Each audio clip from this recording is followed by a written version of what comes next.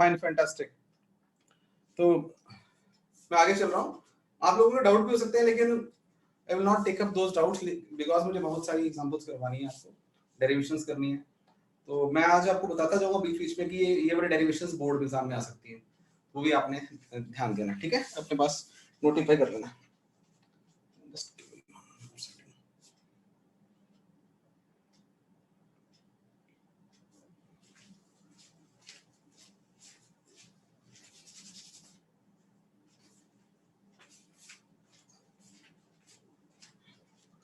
So we were doing the different cases of flux. अभी भी example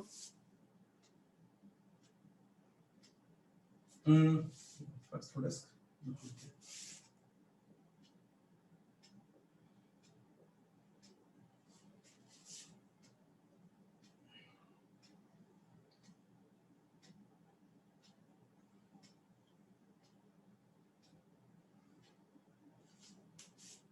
बनाते जाओ साथ में।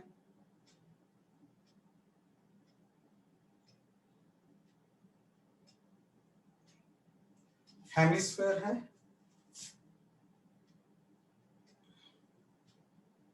जिसका रेडियस आर है, और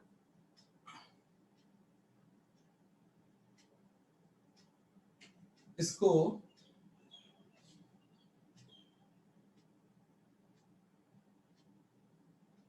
रेडियल फील्ड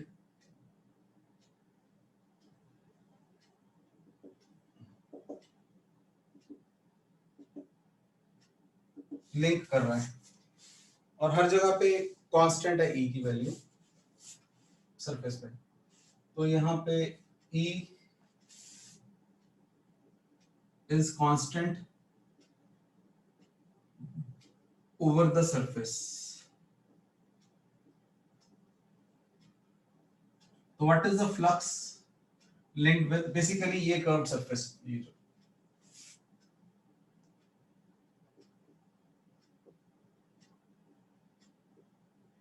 how much।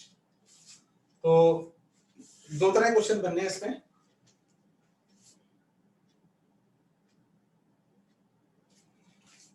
जो अभी बन रहा है इसमें वेरी सिंपल, फ्लक्स जब भी मुझसे पूछते हैं तो मेरे दिमाग में ये फॉर्मूला आता है, ए डॉट डी ए, और ये अब यहां से क्लोज हटा दिया हमने, कि जरूरी नहीं कि फ्लक्स क्लोज से पूछा जाए, क्लोज हो तो फिर तो बात ही क्या है, पता होता है हमें क्यू अपॉन एप्सिलॉन नॉट। तो जनरल फ्लक्स पूछा जा रहा है मेरे से। फिर मैंने यहाँ पे देखा कि चलो सरफेस लेते हैं, यहाँ डी ए लेके देखें। अगर मैं इसको डी ए बोलता हूं तो ये डी ए वेक्टर होगा, और इन दोनों के बीच में थीटा जो है 0 है। यहां लेता हूं तो भी डी ए, और इन दोनों के बीच में थीटा 0 है। मैं अपने आप को क्या बता रहा हूं कि ईडीए कॉस थीटा होगा जी पूरे सरफेस पे ना।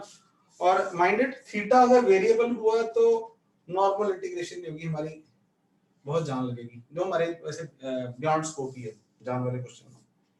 तो मतलब तो थीटा, थैंक गॉड इस केस में थीटा वेरिएबल नहीं है। इस केस में वही केस आ गया कि हर जगह पे थीटा कितना है, 0।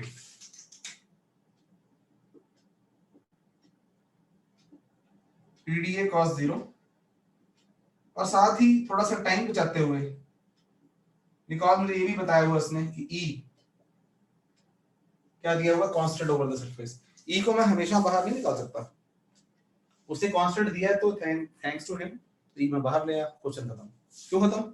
बिकॉज हमें एरिया की इंटीग्रेशन करनी है, और अभी क्योंकि हेमिस्फीयर है तो हेमिस्फीयर का total area E into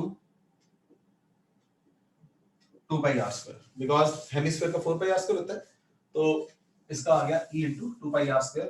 it is one of the possible questions in JEE and NEET. Right, JEE में कुछ मिक्स करके आ सकता है, नीट में डायरेक्ट आ सकता है। इसका दूसरा भाई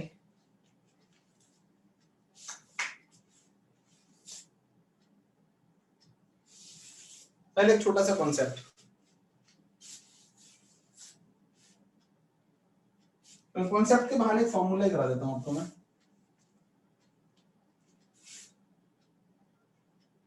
तो अगेन इसकी डेरिवेशन कोई नॉर्मल सिलेबस में नहीं है, इंटीग्रेशन थ्रू डिराइव कर सकते हैं, लेकिन मैं आपको सीधा शॉर्टकट फॉर्मूला दे रहा हूं। तो flux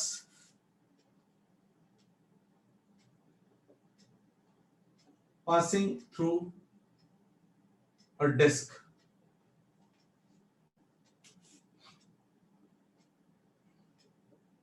due to a point charge placed on its axis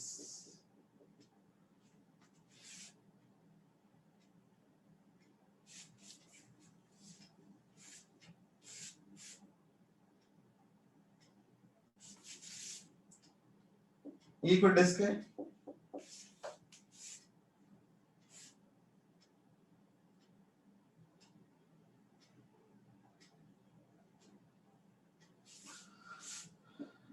यहाँ क्यू चार्ज पड़ा हुआ है, तो क्यू चार्ज की लाइंस जाएंगी, बिल्कुल जाएंगी। कहाँ जाएंगी? चारों तरफ जाएंगी। मैंने जानबूझ के आलतू फालतू वाली लाइनें बनाई है, ये जाएंगी तो सही, लेकिन ये डिस्क को कुछ नहीं बोलेंगी। डिस्क में से कब कट करेंगी? बिल्कुल करेंगी। तो डिस्क में से ये these lines will go like this. Just give me 1 second.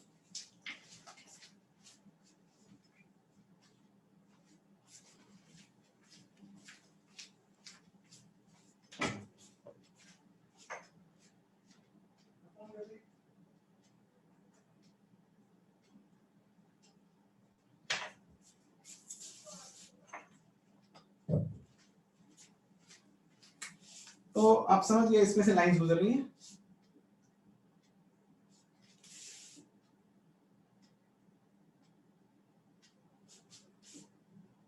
like this. तो ये जो अभी भी आप भूले ना हो तो फ्लक्स होती क्या है? Number of lines. तो we can prove that which we will not prove here, कि अगर हम इसकी बाउंड्री तय कर दें ना, ये वाली, और बाउंड्री इसके साथ कितना एंगल बना रही है, ये वाला एंगल, तो क्रैमिंग के लिए आपको फॉर्मूला देने लगा मैं, flux q by 2 epsilon naught 1 minus cos theta, इसका ये होगा। ऐसे ही फॉर्मूला था वो, लेकिन था किसी और चीज के लिए, डिस्क का इलेक्ट्रिक फील्ड था, लेकिन देखने सुनने में सेम था, यहाँ सिग्मा अपॉन 2 एप्सिलॉन नॉट था, just for the comparison, memory map के लिए। तो यहाँ पे इसको और ठीक करो, अगर ये x डिस्टेंस है, ये r है, तो ये कितना हो गया? r plus r square plus x square under the root, flux can be written as q upon 2 epsilon naught 1 minus cos theta क्या होता है जी? x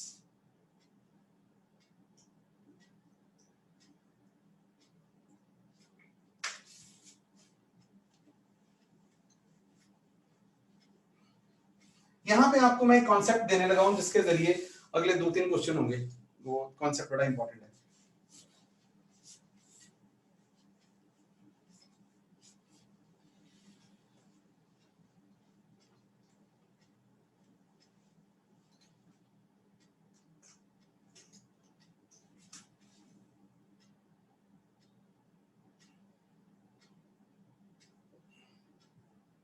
कोई कॉन्सेप्ट का वो नाम तो रख नहीं सकता मैं यहाँ पे, लंबी इंग्लिश नहीं पढ़नी थी, तो एग्जांपल के जरिए बता रहा हूँ।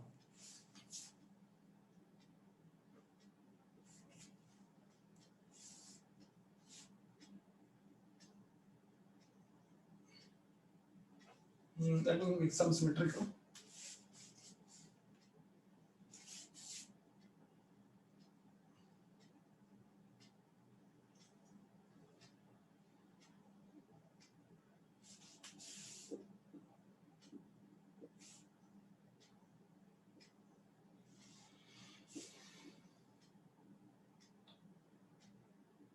इवन बच्चों डिस्क ना भी बोले, सर्कल से भी बोल सकता है कि सर्कल के अंदर से कितना जा रहा है, एक ही बात होगी। तो अगर मैं इसको डिस्क 1 बोल देता हूँ, इसको डिस्क 2 बोल देता हूँ, तो आपको मुझे बताना है कि that is flux linked with 1, एक 1 में से फ्लक्स जा रहा है, 2 में से जा रहा है, greater than less than equal to, क्या आंसर होना चाहिए? मुझे चैट में आंसर चाहिए आप सबका, शाबाश। Yes.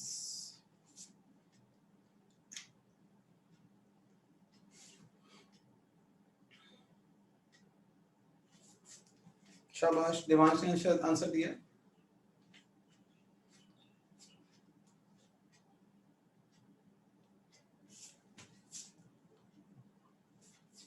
गुड। देखो रॉन्ग आंसर वाले भी गुड है, कोई चक्कर नहीं है। आपको मैं तो कई बार ना, बस एक बार याद रखो मेरी बात, कि अगर मैं बात रिपीट करूँ ना बेवकूफों की तरह, एक बार, दो बार, तीन बार, तो आप समझ लेना वो कोई दाल में काला है। तो ये दाल में काला, ये किसका मतलब? बच्चों को वो बात हिट लगता है कि समझ आ गई है, लेकिन अंदर तक नहीं घुसी होती। Flux is number of lines. अब मुझे बताओ ना, इस वजह में दोनों में से किसकी लाइन ज्यादा है? दोनों में से जो वन में से गुजर रही है वो नजदीक है, नजदीक जरूर है, लेकिन उसमें से लाइन ज्यादा नहीं गुजर रही। जो लाइन वन में से गुजरी ना, बोलो बोलो, वही टू से गुजर रही है, राइट? तो इस बार आंसर क्या है फिर? Flux one is equal to flux two. And interestingly, अगर यहाँ पे थीटा एंगल बोला होता, that would have been q by 2 epsilon naught 1 minus cos theta. Is it clear? तो ये जो कंसेप्ट एग्जांपल मैंने वर्ड की यूज किया था, अभी दो एग्जांपल्स आपको देने लगा हूं। कई बार ऐसी सिचुएशंस आएंगी, एक सरफेस दिया होगा और एक और सरफेस दिया होगा, और दोनों में से फ्लक्स सेम गुजर रहा होगा, लेकिन किसी एक के साथ कैलकुलेट करना आसान होगा और दूसरे के साथ कैलकुलेट करना मैथमेटिकली डिफिकल्ट होगा। मतलब मैं इम्पॉसिबल नहीं कहता, फिजिक्स वालों के लिए कुछ इम्पॉसिबल नहीं है, मतलब you can understand the statement कि मैथमेटिक्स को ढूंढ ही डालेंगे वो, लेकिन हमने वो नहीं करना। तो तब हम क्या क्या किया करेंगे, जिसकी शक्ल देख के पता चले इसका नहीं पता चल रहा, कोई और सरफेस इमेजिन कर सकते हैं, इसमें से ढूंढ लेते हैं, वो आंसर दे देंगे। Let us do the example.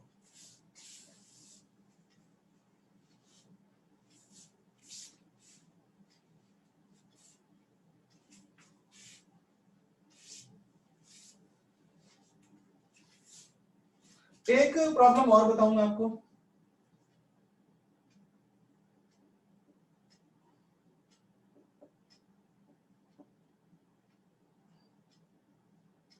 आपने देखा होगा कि अगर यहाँ पे थीटा वेरी करे ना, तो हमारे लिए इंटीग्रेशन बड़ी डिफिकल्ट हो जाती है। अगर थीटा 0 हो जाए या 90 हो जाए, life will be very easy. Theta 0 मतलब that is simply 5 will be ED, है ना, ऐसा कुछ मैंने बोला, बात खत्म। ये लो एग्जांपल। सिचुएशन ये दी हुई है कि एक हेमिस्फीयर ही पड़ा हुआ है, हेमिस्फीयर इस बार सुंदर नहीं बना, let me draw but better.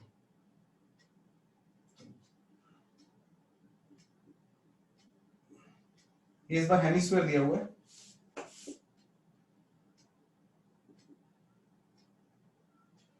और ये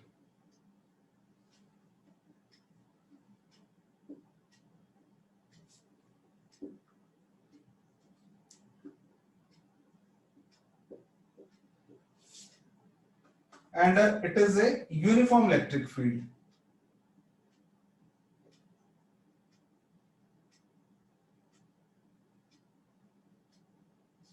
right? यूनिफॉर्म इलेक्ट्रिक फील्ड, और इसका अभी भी रेडियस आ रही है।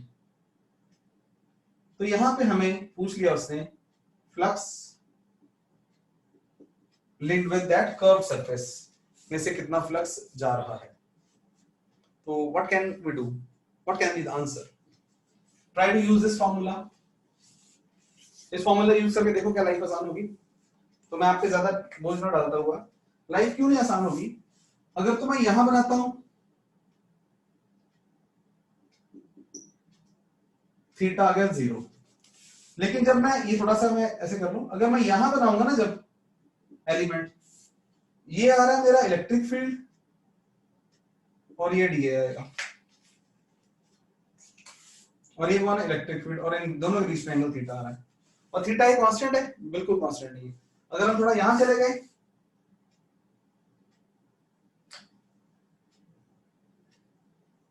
थीटा और ऐसे हो जाएगा, है ना, थोड़ा सा ज्यादा हो गया मेरे से,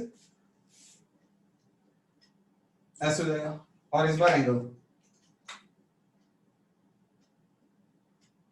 ये थीटा डैश, तो ऐसे theta one through out the surface angle will not be same. तो कर लो बात, हम कर नहीं सकते, again I change my language, mathematics है हमारे पास, कर सकते हैं लेकिन हमें जरूरत नहीं उसकी, ठीक है, हमारे क्वेश्चन के हिसाब से। तो यहां हम क्या करें कि अगर अपनी तरफ खुद इमेजिन कर लें, उसने नहीं मुझे बोला, अगर हम एक सर्कुलर सरफेस बना दें अपनी तरफ से,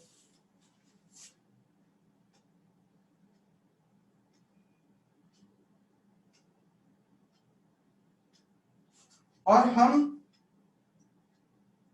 इस सर्कुलर सरफेस के साथ फ्लक्स ढूंढ लें, अगर को फायदा होगा, बिल्कुल होगा।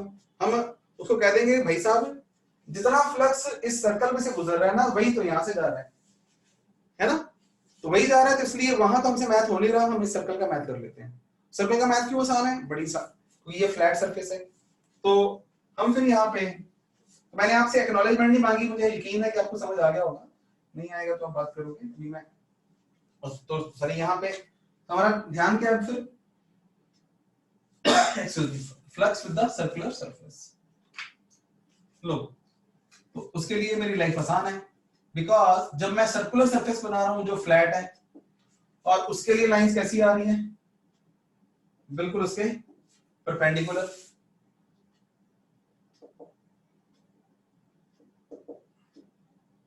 वाओ, ये तो बन गई बात।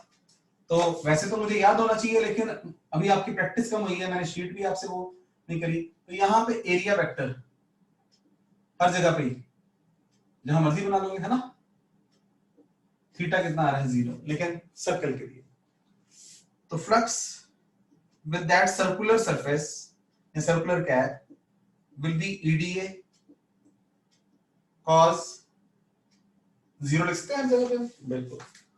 और थैंकफुली बिकॉज ई कौन है, यूनिफॉर्म,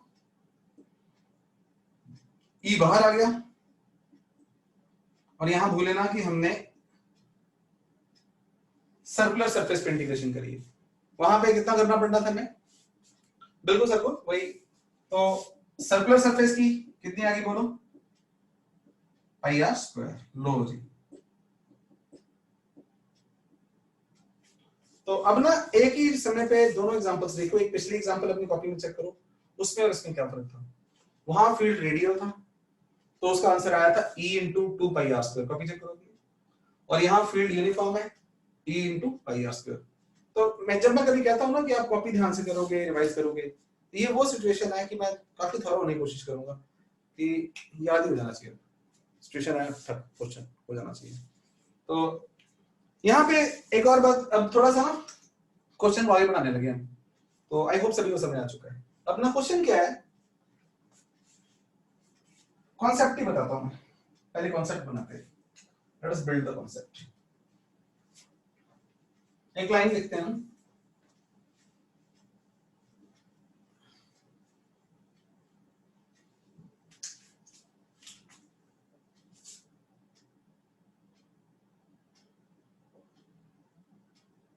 लिखो सारे बच्चे, electric flux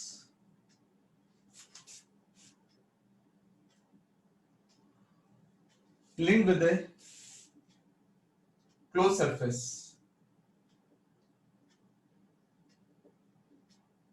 placed in uniform electric field is always 0. Try to understand.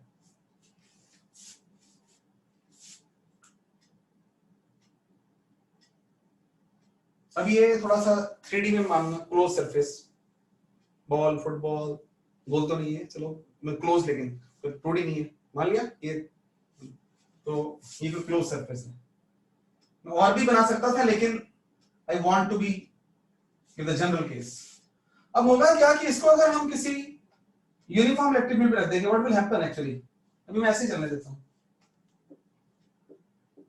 Imagination 3D की कह रहा हूं लेकिन एग्जांपल 2D में दे रहा हूं, राइट? तो मैंने जब ये ड्राइंग बनाई है तो कितने बच्चे कहते हैं yes sir we understand and we can explain as well to our friends. Yes, it is 0. It must be 0.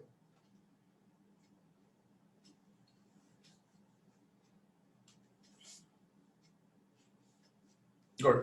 Reason क्या हो रहा है कि सोर्स ऑफ यहाँ कोई चार्ज है ही नहीं, ये फील्ड कहीं और से पैदा हुआ, और कैसे पैदा होता है ये भी आज भी आ सकता है, कल भी आ सकता है, ये आने वाला है। यूनिफॉर्म फील्ड बड़ी देर से पेंडिंग है, कैसे पैदा होता है? तो आप देखोगे यहाँ पे एंट्री मार रहे हो और यहाँ पे क्या हो रहा है, यहाँ पे फ्लक्स नेगेटिव है और यहाँ पे फ्लक्स पॉजिटिव। अच्छा जी, अगर फ्लक्स 0 है यहाँ पे तो ये उसी का कॉन्सेप्ट चल रहा है, राइट? इसका मतलब for a close surface placed in uniform electric field, flux entering must be equal to what? The surface must be equal to flux leaving. इसमें फटाफट yes और no कर दो, तभी तो टोटल फ्लक्स कितना है, जितना एंटर किया उतना हो गया। Very good. तो चलो जी, फिर मैंने आपको हिंट दे दिया, क्वेश्चन आप करोगे भी for example.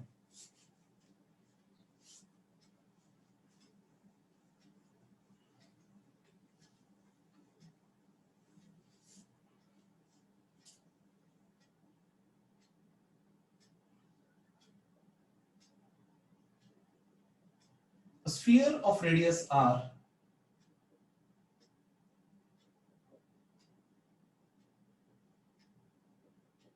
is placed in uniform electric field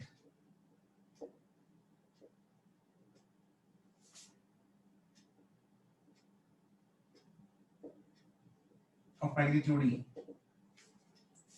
To find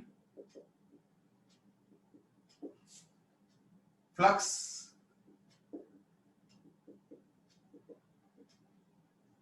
linked with sphere,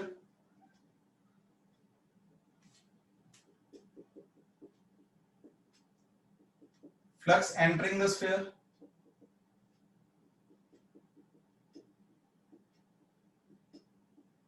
and flux leaving. तो I am giving you this as a in class. पहले का आंसर बड़ा ऑब्वियस है, दूसरे और तीसरे का आंसर टफ की बात नहीं, हिट होने की बात है। आई am giving you 2 minutes, right? तब तक मैं अटेंडेंस चेक कर लेता हूं। किसी बच्चे को ऑब्वियस पता होगी फलाना उसका फ्रेंड एब्सेंट है, तो मुझे आसानी हो जाएगी, हेल्प हो जाएगी, वो लिख देगा चैट में।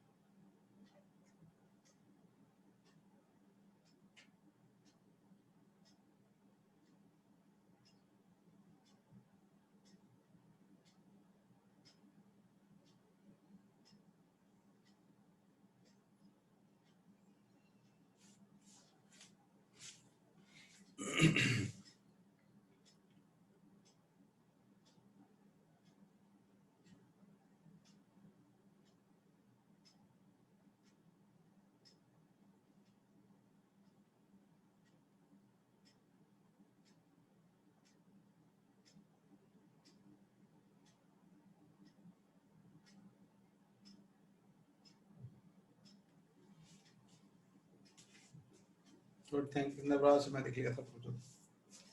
दिवांश आंसर दिया, don't be excited by others answer, अपने अपने आंसर बनाने हैं, राइट?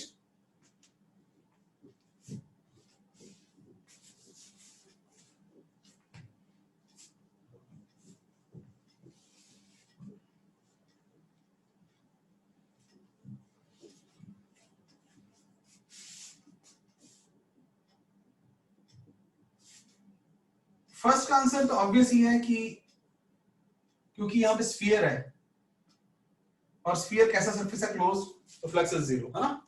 तो सेकंड का आंसर कैसे बनेगा, मैं मानता हूं कि आपने कोशिश कर ली होगी।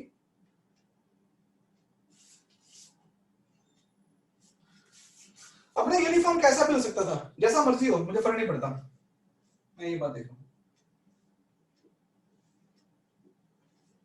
अगेन प्लीज, मुझे यहाँ सर्कल ही बनाना पड़ रहा है और मैं 3D डायग्राम्स भी बना सकता हूँ, लेकिन वो बल्कि इट विल लीड टू, मैं इमेजिनेशन ज्यादा बिलीव करता हूँ कि आप इमेजिनेशन देखो। तो ये कौन है, who is this, sphere. Again वो कहानी आ गई, अगर मैं कर्व सरफेस का देखूं, इससे निकालना, यहां से लीक कर रहा है, आधे स्फीयर के साथ लीक कर रहा है और हाफ स्फीयर से एंट्री मार रहा है। तो शायद अभी हिंट मिल जाना चाहिए बहुत सारे बच्चों को कि आधे हेमिस्फीयर से एंट्री, आधे हेमिस्फीयर से लीक कर रहा है। तो flux entering is equal flux, sorry क्या होना चाहिए, फ्लक्स, है ना, entering is equal flux leaving is equal flux with what,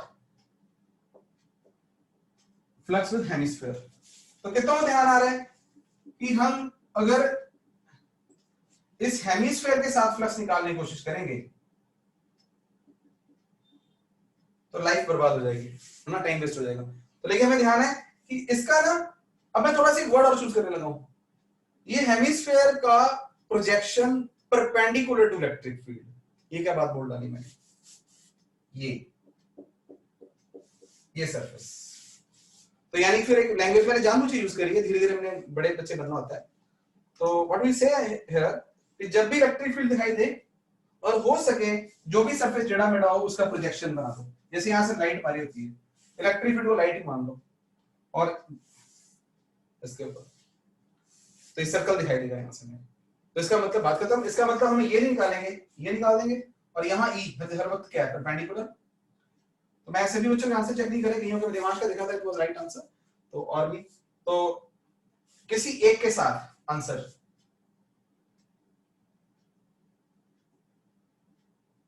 E into pi are square, तो फिर दैट इज 2e वाला गलत है, ई वाला E into pi are square बच्चों। रीजन दैट इज, अब इसकी बात करो, इसका प्लस कितना है, E into pi are square, इसका कितना, E into pi are square, इसका negative E into pi are square है, इसका plus E into pi are square. तो देयरफॉर अगर मैं इसे सरफेस 1 बोल दूं थोड़ा सा और, क्योंकि देखो मैं कितना स्लो चल रहा हूं और मेहनत करनी पड़ेगी, बल्कि हमें टाइम और लगाना पड़ेगा। 5 1 5 2, अगर मैं टेक्निकली बोलना हो 5 1 को minus E into pi are square, technically बोलना हो E into pi are square, outward leave कर रहा है। What is the total flux sphere, this 5 1 plus 5 2, that is again equal to what, 0। एक और एग्जांपल करते हैं, ये आपके लिए सुनहरी मौका है। तो क्या क्या चीज है, you should try to find some plane surface, ऐसा सरफेस कि जिसका फ्लक्स और उसका फ्लक्स सेम हो, राइट। तो here we go, जो बच्चे पहली बार गलत हो गए उनके लिए एक मौका है, और ये almost as it is JEE या नीट में आ सकता है बच्चों, one of the expected question है।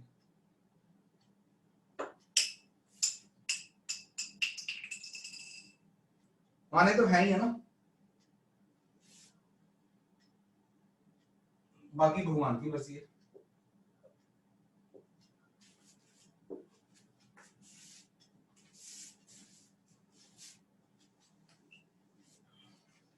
तो यहां पे field is perpendicular to its axis.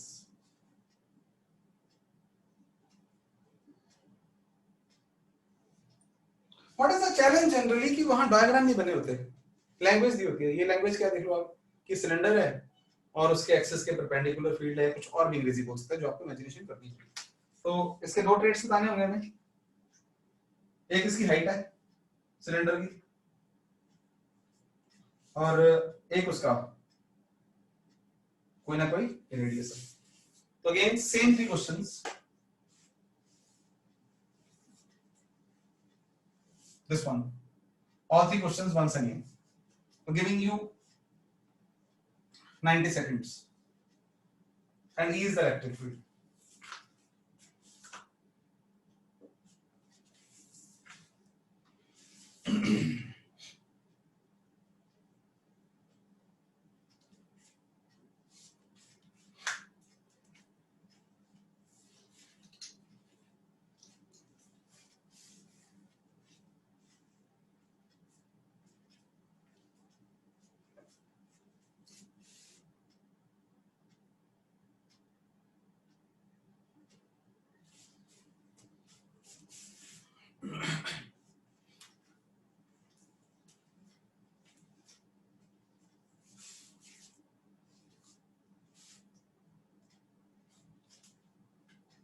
Very good Nandan, मैं अब लेकिन ये नहीं बताऊंगा ये राइट है या रॉन्ग आंसर है, ताकि बाकी बच्चे भी ट्राई अपना करें और they should not be confused by the Nandan answer.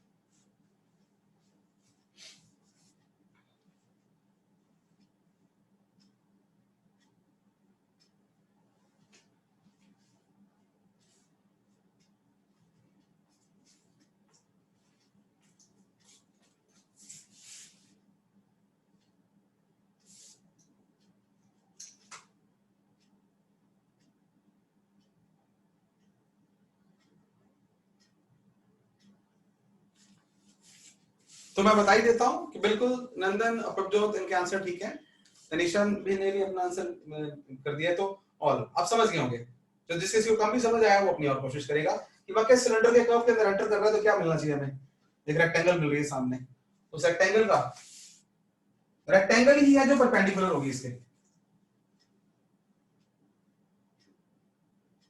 ये आर है तो ये भी आर है, और ये कौन है एच, तो क्रॉस सेक्शन उसका सिलेंडर का जो मिल रहा है हमें यहाँ पे, तो it is two R. First का आंसर कोई दूध पीता बच्चा ये बता देगा, स्फीयर की जगह पे कौन होगा सिलेंडर, जीरो, तो flux entering is equal to flux leaving, तो लीविंग का आउटवर्ड है एरिया कितना है E into area, E into 2R into what H, तो अगर इसका प्लस आ रहा है तो इसका माइनस, तो इस कॉन्सेप्ट को नमस्ते बोलते हैं हम अगली चीज समझते हैं आगे, राइट। तो देयर इज ए नाउ अभी जो कॉन्सेप्ट बताने लगा हूं जहां लगेगी उसमें, तो हाउ मेनी हैव यू आज ग्रुप पे भी डाउट प्रभजोत ने पूछा था, एक दो बच्चे और डिस्कस कर रहे थे, दैट वाज गुड। तो कॉर्नर वाला याद है आपको ध्यान से, कॉर्नर पे फील्ड पड़ा था, तो it is the ball is in your court. अब देखो सारा मेरा काम समझाना ही नहीं है अकेला, आपको उसको असेस भी करना है ना, तो आज रात को आपको शीट शेयर हो जाएगी, तो मैं पहले रिवाइज करूं, तो क्योंकि मैं एक या दो एग्जांपल्स करूंगा, ज्यादा भी ज्यादा इमोशनल होके मतलब एक्सरसाइज करेंगे आप तो फिट आउट आएंगे बढ़िया। पहले रिवाइज करो कि क्यूब, क्यूब के कॉर्नर पे चार्ज, क्यूब के कॉर्नर पे चार्ज तो सारे क्यूब के साथ था q by 8 epsilon not, right. और फिर चार्ज जिन तीन वॉल्स के साथ जुड़ा हुआ था उन वॉल के साथ फ्लक्स ऐसे पैरेलल चल रहा था, तो इट वाज जीरो फ्लक्स। लेकिन जो थ्री अदर वॉल्स थी याद आ गया, उनके साथ each had 1/3 of the flux, as the sphere had q by 8 epsilon naught and that was divided equally in among the three walls, the other walls which are not touching the charge, clear? And that's why that all of the three faces, each of the three faces had the flux q by 24 epsilon naught, done। अब question में थोड़ा सा twist,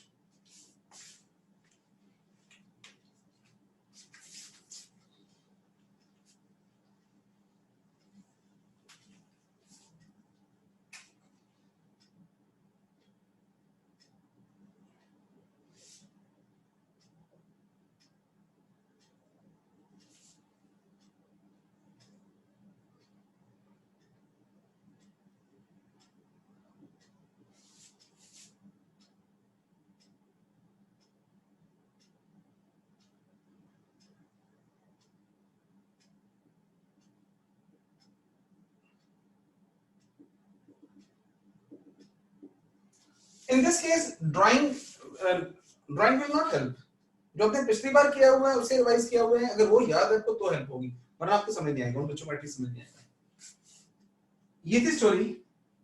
और इन्होंने बताया कि अगर मैं पहले एग्जांपल पुरानी कर लेते हैं, मैं यहां लिखता हूं flux linked with q was q by 8 epsilon naught and flux linked with each face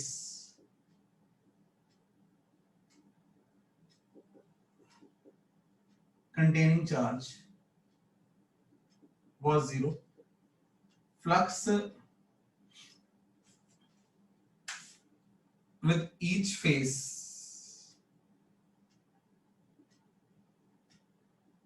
not touching charge was q by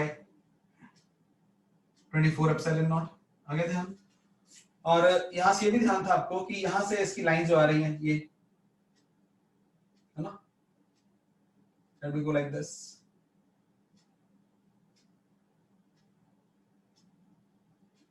फिर यहां से आते हुए यहां से गुजर जाए एक लाइन, और फिर एक यहां से गुजर जाए। मैंने फिर भी अपनी ड्राइंग झाड़ने की कोशिश करी है यहाँ पे।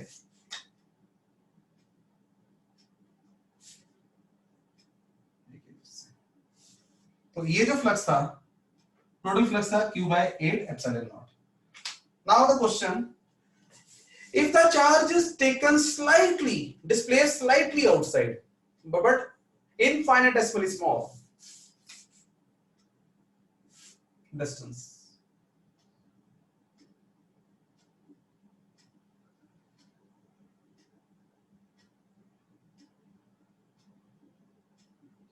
अच्छा अब मेरी मजबूरी है, बोर्ड में कुछ बनाऊंगा तो ही बनेगा ना, but it is infinitesimally small distance.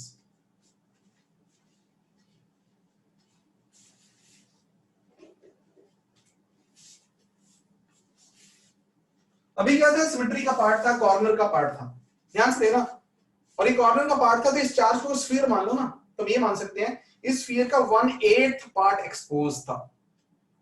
नई लैंग्वेज समझ रहे हो, 1/8 पार्ट एक्सपोज था इस क्यूब के अंदर की तरफ, फ्लक्स भेज रहा था, राइट, वो अंदर ही अंदर था, फ्लक्स आ गया। अब इस केस में अगर ये एग्जांपल ये स्टार्ट हो गई है, तो मैं आपसे पूछूं what is flux linked with the cube.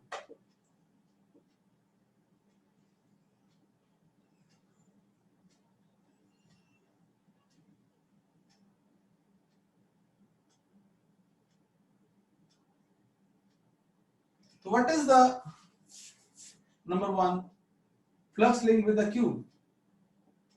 What is the answer? मैं आपसे पूछूंगा नहीं। That's how much? 0। क्यों? क्योंकि वो चार्ज ही बाहर आ गया, अंदर तो रहा नहीं। अब रादर क्या हो रहा है कि यहां से एंट्री मार रहे हैं फ्लक्स,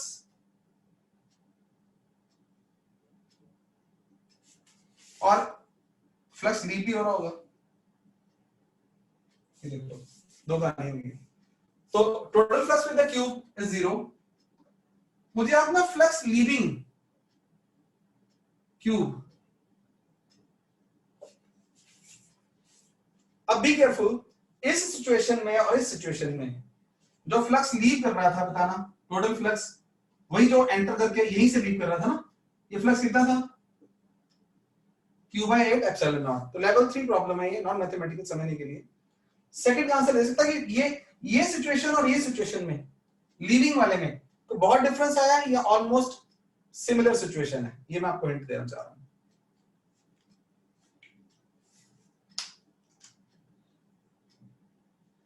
क्वेश्चन भी पूछ रहा हूं कि अगर आपसे पूछा जाए ये चार्ज यहां था और बिल्कुल बिल्कुल देवांश ने दिया है, तो मैं आई एम एक्साइटेड, बाकी भी ऐसे हल्का सा सरकाया ही है बाहर को, और हल्का सा सरकाया और आंसर तो बच्चे, तो इसका मतलब ये फ्लक्स में कोई ज्यादा अंतर नहीं आ रहा होगा। लेकिन एक दो बच्चा और भी आंसर, तो how many to it is clear कि अगर चार्ज को मैं थोड़ा सा डिस्प्लेस करता हूं तो ये वाला फ्लक्स की वैल्यू कोई ज्यादा चेंज नहीं होगी। एक दो आंसर चाहिए मुझे यस में, जिनको यस पता है, नो वाले को जाए, कोई इशू नहीं, गुड है, गुड गुड, थैंक यू, बस ठीक है, क्योंकि इंपॉर्टेंट कंसेप्ट है ना तो अगेन आई रिपीट, बोर ना फील करो कि दिल को लेकिन कोई कमी लगी होगी पूछेगा क्लास के बाद, रुक जाओ हमेशा, एक दो बच्चे कभी रुक जाते होते हैं, रुक जाएगा। तो फिर इसका मतलब यहाँ पे leaving answer is again what, q by 8 epsilon not. और अगर इसी का सब पार्ट करना हो कि flux with each face away from charge, अब मेरे पास इंग्लिश की कमी होगी ना, अभी मतलब जो तीन दूसरे वाले हैं उसका नजदीक नहीं है, तो उसके लिए कितना होगा 1/3 q by 8 epsilon not living. मैं यहां टेस्ट है मेरा फ्लक्स एंटरिंग द क्यूब कितना आएगा, या मेरे पढ़ाने का टेस्ट है और आपके पढ़ने का टेस्ट है। अगर बाहर आ चुका है तो यहां से फ्लक्स एंटर कर रहे हैं,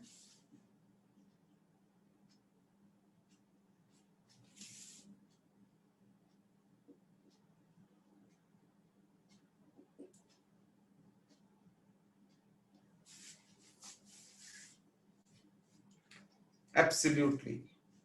रीजन कि टोटल फ्लक्स जीरो है, अगर टोटल फ्लक्स जीरो है तो होना क्या चाहिए, total flux entering must be equal to total flux leaving. जब एंटरिंग पर जो वर्ड लिख दिया है तो माइनस लिखने की जरूरत नहीं है। अगर वैसे पूछा what is the flux linked तो प्लस माइनस बोलना हमने, अगर एंटरिंग वर्ड बोल दिया तो माइनस उसके अंदर ही आ गया।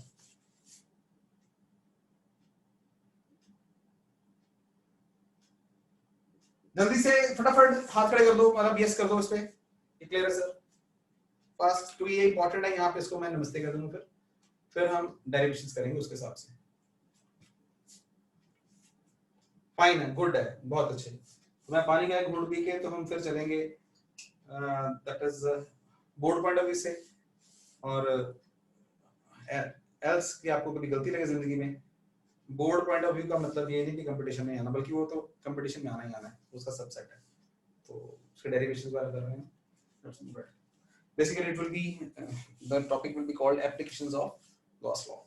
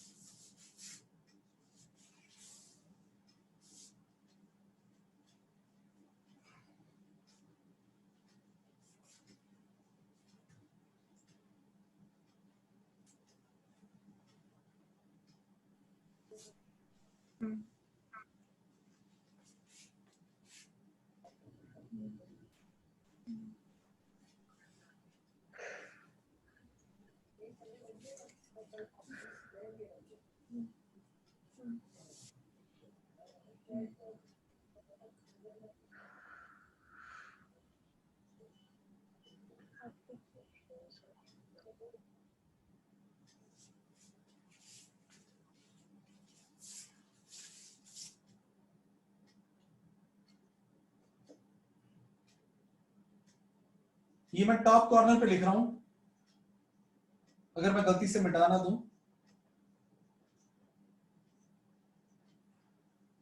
बार बार ये यूज हो रहा है। 5-6 डेरिवेशंस करेंगे हम। तो गॉस लॉ के दो साइड्स हैं, लेफ्ट हैंड साइड कौन है, कोई सरफेस होगा, उसके ऊपर इलेक्ट्रिक फील्ड होगा, वो सरफेस कैसा हो सकता है, एंड फिर फ्लक्स कैलकुलेट करेंगे। दूसरी जानकारी अगर उसके अंदर चार्ज पता हुआ तो उसको मैनिपुलेट करके हम कुछ ना कुछ निकालने की कोशिश करेंगे। तो लेट्स मूव हेड, आगे चलते हैं।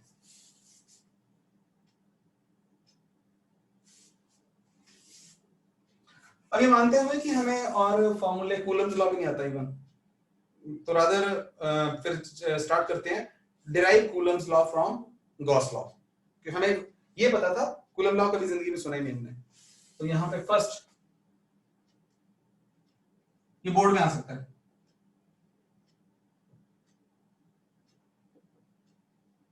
जो हमने लास्ट क्लास में किया था उसका रिवर्स है।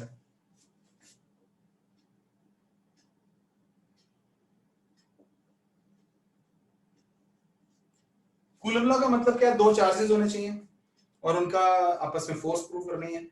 तो बट हम यहाँ पे क्या करने जा रहे हैं कि फर्स्ट स्टेप में एक क्यू चार्ज पड़ा हुआ है और उसका आर डिस्टेंस पे अगर हमने इलेक्ट्रिक फील्ड ढूंढ लिया, दूसरी तरफ जाए, मुझे तो पता है इलेक्ट्रिक फील्ड का फॉर्मूला, कितना Q अपॉन R स्क्वायर। लेकिन basically can you understand this is Coulomb's law, basically Coulomb's law से आया हुआ है। इसको अगर फोर्स निकालनी हो, दूसरा चार्ज होगा Q डैश, तो Q डैश इनटू E कर देंगे तो कितना आ जाएगा 1 अपॉन 4 पाई epsilon naught Q dash upon R square. तो मुझे Q का फॉर्मूला पता है, लेकिन क्या बात करनी है हमने, माइंड को सेट करो कि हमें नहीं पता, हमें फॉर्मूला नहीं आता electric field due to point charge. तो फिर फर्स्ट वर्क हम करने जा रहे हैं to derive Coulomb's law from Gauss law में, ये उसका सब पार्ट है, right.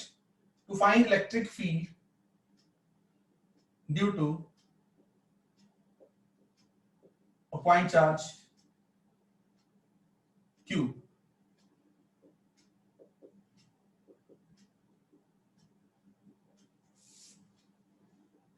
at point P at distance R। ये शुरू के डेरिवेशन है, इंग्लिश में ज्यादा लिख रहा हूं, बाकी आपको नोट्स में इंग्लिश मिल जाएगी, समझा लो। तो ना व्हाट इज, बड़े ध्यान से बोर नहीं होना, छोटी छोटी बातें करूंगा। यहाँ इलेक्ट्रिक फील्ड ढूंढना और यूज में गॉस लॉ करना है। गॉस लॉ कैसे यूज कर डालूं? गॉस लॉ के लिए तो मुझे क्या चाहिए होता है, कोई ना कोई सरफेस, कोई सरफेस होगा, इलेक्ट्रिक फ्लक्स ढूंढूंगा तो ही बात बनी। यहाँ कुछ नहीं है, तो गॉस ने जो भी किया अपनी तरफ से वो सरफेस ड्रॉ कर देता था सिमेट्री को लेके, तो जो उससे सहूलियत होती थी जिस सरफेस की, जिसके लिए फ्लक्स कैलकुलेट करना इजी लगता था। ये जो बातें मैं कर रहा हूं अभी आपके दिमाग में ज्यादा बैठेंगी आने वाले स्टेप में। तो सरफेस कोई भी ले सकते थे। और मुझे एक बात याद आ गई छोटी सी, मैंने पॉइंट वो लिखवाया नहीं, कि गॉस लॉ लिखो, कहीं पे लिखो इसको, बल्कि लिख लो यार, मैं बोल ही रहा हूं। Gauss law is valid for any shape of surface. देखो स्टार पॉइंट, कल के नोट्स में जहां गॉस लॉ चल रहा था, इंपॉर्टेंट पॉइंट चल रहे थे, वहां कहीं ढूंढ के लिख डालो। Gauss law is valid for any shape of surface, but is generally useful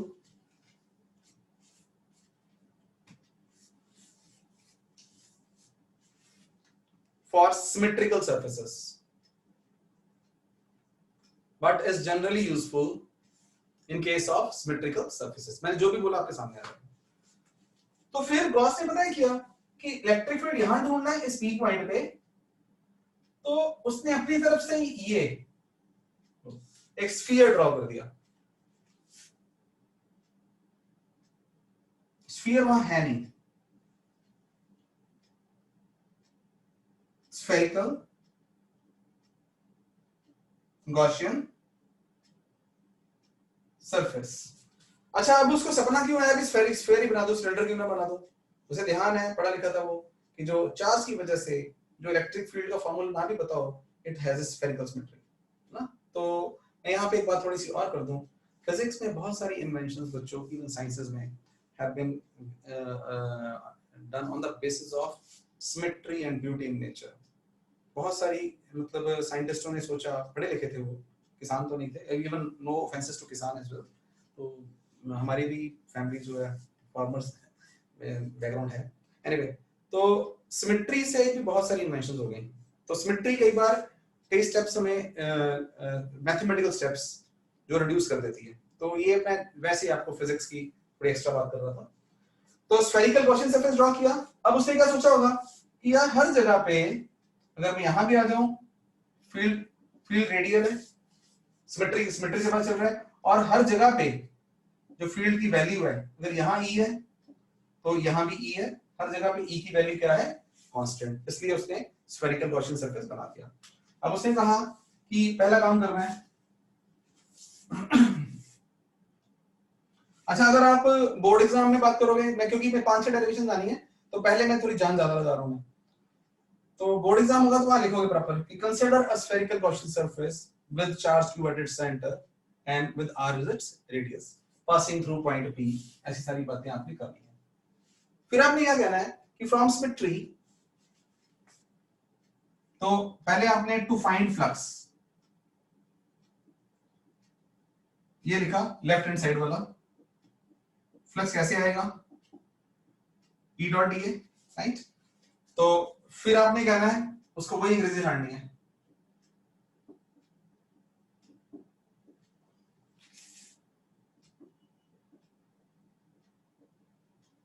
EDA cos theta, एक आध स्टेप फालतू लिखना पड़े लिखो, और फिर कह देना कि that is from symmetry everywhere, यहाँ क्या थी अभी सिमेट्री नहीं, एवरीवेयर ऑन सरफेस यस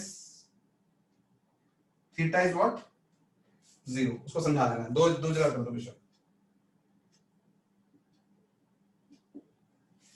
उस चक्कर में हमारे पास क्या आ गया जी, फ्लक्स क्लोज्ड, ये क्लोज था, इट इज हाउ मच,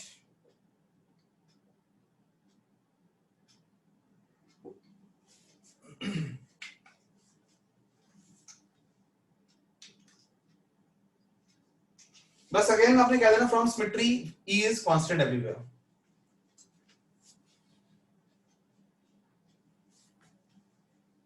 तो मैंने मिटाई दिया वो जैसा होना था।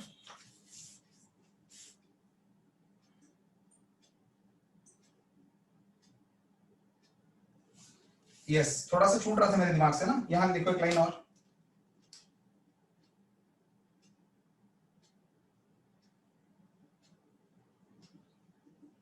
field is radial and from symmetry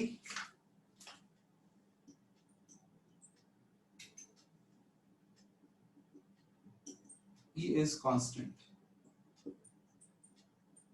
over Gaussian surface।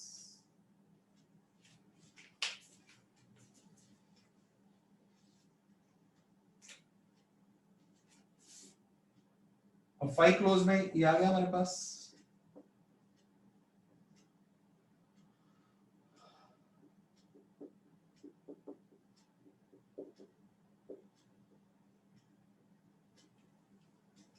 तो शायद अब मैं पूरी बात ना करूं, स्फीयर का आपको एरिया याद है कितना, E into 4 pi r square।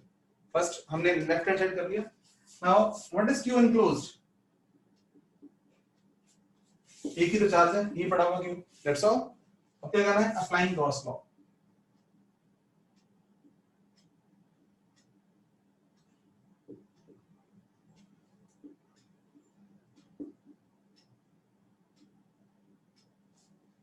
left hand side is E into 4 pi r square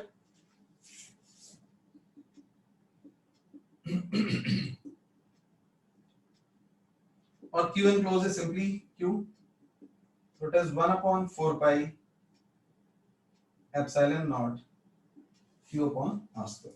ये तो भी सिंपल है ना, कि रिवर्स से लग रहा है जो गॉस लॉ ने प्रूव किया था, इसके आगे बहुत ब्यूटीफुल रिजल्ट्स आने वाले हैं, जैसे लाइन चार्ज का हमने किया था इंटीग्रेशन के जरिए, इंटीग्रेशन करनी नहीं पड़ेगी, बात ही बात करते हैं। तो बोर्ड एग्जाम में आपने क्या करना, इलेक्ट्रिक फील्ड निकाल दिया, फिर आपने कहना जी भाई साहब अगर यहाँ पे कोई चार्ज Q नॉट रख दे तो it will experience in force, that will be Q not into E, और उसको कहना ये ले भाई तेरा कूलम्ब लॉ हमने ड्राइव कर दिया। तो यहाँ पे मीडियम स्पीड से आगे चल रहा हूँ मैं। Now next is electric field due to a infinitely long uniformly charged straight line. क्या फॉर्मूला होता है, ध्यान है, दिमाग में चलाओ, हमें ऑलरेडी आता है, लेकिन ये बोर्ड एग्जाम में डेरिवेशन आ सकती है, इसलिए हम कर रहे हैं।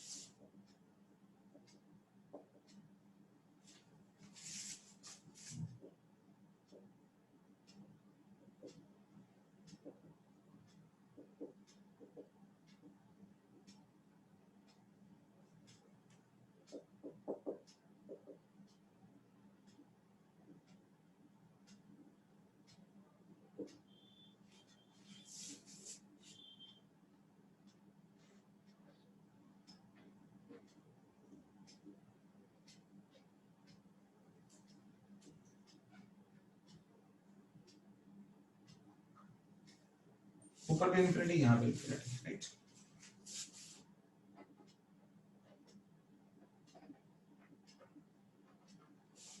अब इधर थोड़ा साइंटिस्टों की तरह सोचो कि मान लो आपको पहले फॉर्मूला आता ही नहीं और हम यहाँ पे r डिस्टेंस पे p पॉइंट पे क्या ढूंढना चाहते हैं, इलेक्ट्रिक फील्ड। क्या क्या रीजनिंग दे सकते हैं हम, सिमेट्री को कहाँ इन्वोक करना है हमने, फिर भी बताइए। तो ये स्ट्रेट वायर है पूरी, हम दिख रही। तो मैं आपसे पूछूं और पॉजिटिव चार्ज है तो it will have A which kind of symmetry. मैं हिंट दे देता हूं आपको, फिर भी बिना हिंट के। व्हिच काइंड ऑफ सिमेट्री मतलब कोई फिगर दिमाग में आती है, कैसी फिगर ड्रॉ करें इसके आसपास तो सिमेट्रिकल हो जाएगी। Should it be a sphere, should it be cube, should it be a cuboid और should it be a cylinder. Straight wire will have a, of course मैं आपको बता भी सकता था, मैं आपका दिमाग चार्ज कर रहा था बेसिकली, सिलेंड्रिकल सिमेट्री है ना। तो मुझे ध्यान है। अच्छा और अगेन तो फील्ड की, अच्छा ये इनफाइनाइट वायर है दिखने रहा, तो ये again there must be not be some preferred direction, मतलब यहां रह के अगर ऊपर इनफाइनाइट वायर गई है नीचे भी इनफाइनाइट दी गई है और मैंने सोचना शुरू किया फील्ड की डायरेक्शन पता नहीं किधर होगी है, तो जानबूझ के ड्रामा कर रहा हूं मैं, ऐसी हो सकती है। तो सिंपल क्वेश्चन इज ऐसी नहीं हो सकती, reason this is some preferential direction की इस वाली इनफिनिटी की तरफ जा रहा है, वो कहता है इसका इस तरफ क्यों नहीं जाएगा। तो अगर हर जगह पे from symmetry we will be able to find जो सिलेंड्रिकल सिमेट्री है ना, तो फील्ड हर जगह पे, क्योंकि नीचे इनफाइनाइट ना होती ऊपर ना होती लिमिटेड वायर होती तो फील्ड टेढ़े मेढ़े होते, एक्स और वाई कंपोनेंट होते, ध्यान करो है ना। तो यहाँ पे because it is infinite wire तो there will be only radial field, तो it has a cylindrical symmetry and field will be radially outwards. और बात बन गई फिर तो इसका मतलब हमने यूज क्या करना है, गॉस लॉ। गॉस लॉ किस लिए, सरफेस चाहिए, तो इस बार हम सिलेंड्रिकल गॉसियन सरफेस बना देते हैं with this line charge as its axis. तो ये आपने इंग्लिश झाड़ दी है जो नहीं झाड़ रहा है ना, बोल दी मैंने बात कि draw a cylindrical Gaussian surface passing through point P with that is line charge as its axis and blah blah। तो यहाँ पे हमारे पास ये हमने ड्रॉ किया एक सिलेंडर, ये थोड़ा ज्यादा बढ़िया हो गया है ना।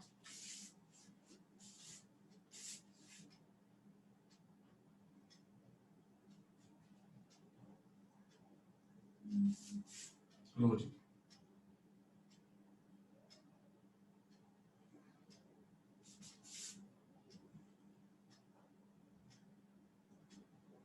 तो अभी भी आप तैयार रहना अपना काम करने के लिए, राइट, दैट इज आपसे काम करवा रहा हूँ साथ साथ में। तो ये हमने चारों तरफ से बंद करना है, लेकिन बंद करना बड़ा जरूरी है, और ये वाला सरफेस भी है। तो ये जो वस्तु है, प्राणी है, what is this now, this is cylindrical Gaussian surface. और हमें कहीं ना कहीं यकीन है कि अगर r डिस्टेंस ये है तो यहां भी फील्ड ये होगा, और जो फील्ड यहां पे वही यहां पे है और रेडियली आउटवर्ड है। इसका मतलब इस सरफेस पे एटलीस्ट हर जगह पे फील्ड की वैल्यू E है। तो यहां पे आ गया to find field at point P।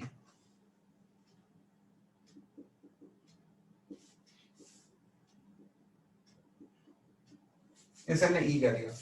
तो अब पहले हाउ मेनी, अगर ये क्लोज सरफेस है it has A three surface, तीन पार्ट में बांटना पड़ेगा हमें। पहले मैं बताया समझा दूंगा आपको। लेट अस नाउ, लिखने में हमने बोला flux link with close surface is equal to E dot dA like this.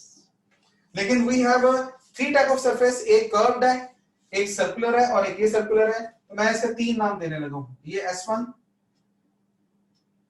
ये S3 और ये S2। तो मेरे साथ ही है जो सारे बच्चे बोर्ड पे देखते रहो। अगर मैं इसके लिए बात करता हूं S3 के लिए, S3 के लिए जब मैं यहां पे एलिमेंट लूंगा कोई DA, तो इन दोनों में एंगल कितना आ जाएगा, 0। जब मैं S1 की बात करूंगा,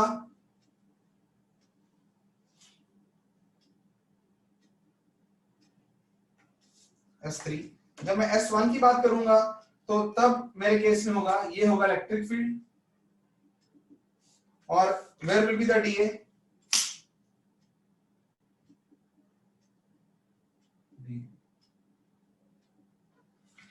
अच्छा ये तो हम बोर्ड एग्जामिनर के लिए कर रहे हैं ना, जो भी काम कर रहे हैं, अपने लिए बताना कितने बच्चों को क्लियर है कि अगर मैं पूछूं ये वाले सरफेस के साथ फ्लक्स कितना है, तो कितनों को पता है कि इट इज जीरो, जो सर्कुलर के साथ है ना, जीरो ही है। लेकिन थोड़ा सा हम ड्रामा कर रहे हैं फिर वो बोर्ड एग्जाम में, cos 90 से भी जीरो हो जाना, हमें वैसे ही पता था कि ये तैर रहा है यार, तो जीरो है। तो कई बार लाइफ में ना फॉर्मेलिटी भी करनी पड़ती है, although I don't believe in it at all, दूसरे का दिल रखना पड़ता है एक बार। तो यहाँ पे बस हमने क्या कर देना, 3 में तोड़ देना, 1 2 एंड 3।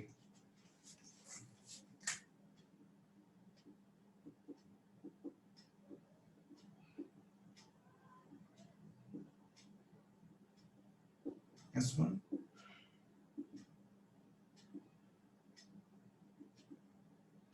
तो मैं यहाँ पे ना टाइम भी बचा ही रहा हूँ, मेरा मन में आ चुकी बात। अब इससे cos 90, इससे भी cos 90, S1 S2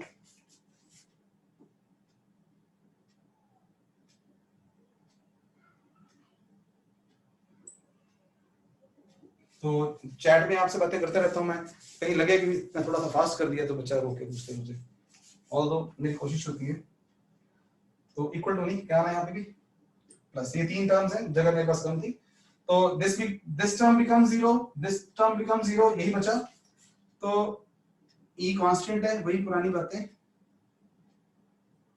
बताओ जी, ई बाहर आ सकता था? बिल्कुल सिमेट्री की वजह से बाहर आया, वरना कैसे आता? हमने ड्रॉ ही ऐसा किया था। आओ फिर बात बताता हूँ कि जब टेढ़े मेढ़े सरफेस भी हो, नॉट बहुत सारे टेढ़े मेढ़े में तो नहीं होगा, उसके लिए हमें लिटरल मैथमेटिक्स करना पड़ेगा जो बियॉन्ड स्कोप हमारे, और ना वो हमें आएगा। लेकिन अगर मान लो थोड़े बहुत टेढ़े, कभी थोड़ा सर्कुलर, थोड़ा कोई और, तो या कुछ ऐसा सरफेस बनाना हम पसंद करेंगे जहां पे या तो थीटा 0 हो जाए या थीटा 90 हो जाए, ऐसे बांटना पसंद करेंगे, हमारी लाइफ मिल जाएगी। तो यहाँ पे ई कांस्टेंट हो गया, यहाँ पे डी हो गया। तो S3 कौन सा सरफेस है? Who is S3? ये कर्व्ड सरफेस। तो यहाँ पे मैंने जो अभी तक आपको बात नहीं बताई हुई, इस सरफेस की हमें सिलेंडर कोइल को लेंथ भी देनी पड़ेगी और इसका रेडियस r है, तो इसका एरिया मैं आपको पूछ के शर्मिंदा नहीं करूंगा, कर्व्ड सरफेस का एरिया 2 पाई r है, राइट?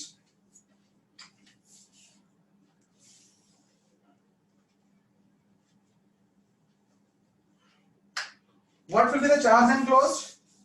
मैंने यहाँ पे काफी जमघट सा हो गया, लेकिन फिर भी ये इतनी जगह पे चार्ज है, ये वाला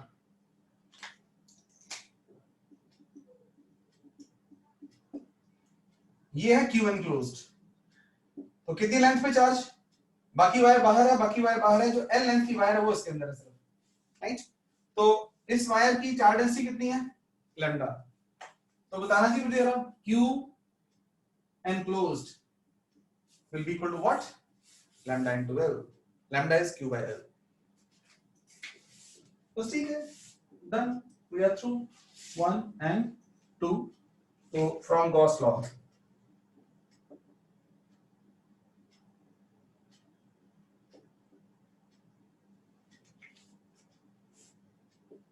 I closed Q enclosed upon epsilon naught. इसे 3 कह दो, बोर्ड एग्जाम की बात हो रही है तो 1 2 3 बोल दो, फ्रॉम 1 2 3, ये 1 है, वो 2 और 3 है।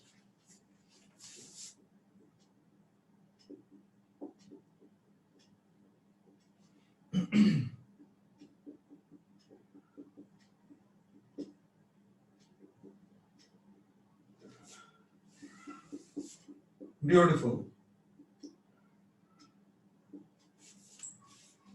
आपको याद होगा वो लाइन चार्ज के लिए कितनी इंटीग्रेशन करनी पड़ी थी हमें, symmetric case. As a student I had always doubt, ये क्या बेवकूफ तो नहीं लोग कहीं है, इनफाइनाइट वायर होती है, वेरी है, पागल है। तो मैं स्टूडेंट ही होता है, तो समझाया, शायद मैं पूछता भी था, यहाँ there were so many situations, तो वहां नहीं जाता मैं। तो अगेन फिजिक्स, मैं +1 के बच्चों से कल बात कर रहा था, 2 दिन से उनका टॉपिक चल रहा है यूनिट्स एंड एनवायरनमेंट, कि फिजिक्स क्या करते हैं, नेचर के बारे में जानना चाहते हैं, कोशिश करते हैं जानने की, एग्जैक्ट हम ढूंढ नहीं सकते, कुछ तो पता चल जाए। तो उस केस में लाइक अगर हम बात करते हैं इलेक्ट्रॉन की बात करें, और ये कोई लाइन चार्ज है, इलेक्ट्रॉन यहां से गुजर रहा है, इलेक्ट्रॉन का अपना साइज बहुत ही स्मॉल है, और अगर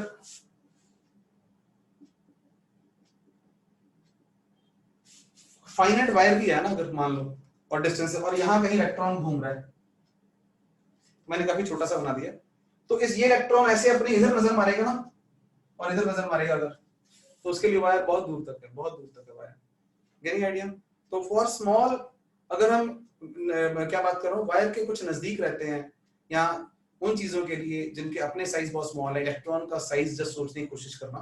तो ये आज मैं थोड़ी एक्स्ट्रा बात क्या होता है फिजिक्स में, वाई, तो इवन एटम का साइज आपको याद होगा 10⁻⁻10 रहता है, मीटर रहता है, तो इलेक्ट्रॉन उसका आगे भी स्मॉल पार्ट है। तो that's why that is approximate, ये इनफाइनाइट वाले भी हमारे काम आ जाते हैं। अगेन अभी थोड़ी देर में बात करें, मैं इस बात को दोबारा आगे बढ़ाता हूँ। अभी इनफाइनाइट शीट का करेंगे, एक शीट ऑफ चार्ज है। अब होगा क्या, इनफाइनाइट शीट का चार्ज को क्या दिमाग खराब करना है, कहां होगी इनफाइनाइट शीट, इतनी ऊपर तक ना हो, लेकिन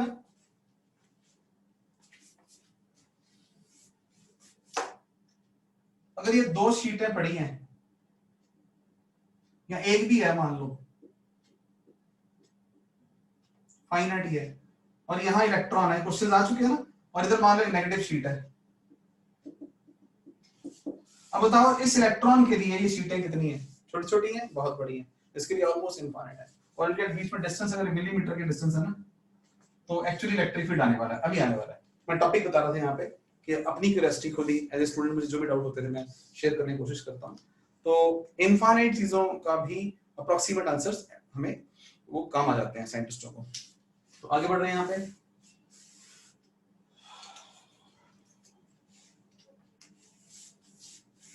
ब्रेक का वक्त हो गया बच्चों, 2 मिनट की ब्रेक है, मिलते हैं आज हम डेरिवेशंस खत्म करके ही क्लास खत्म करेंगे।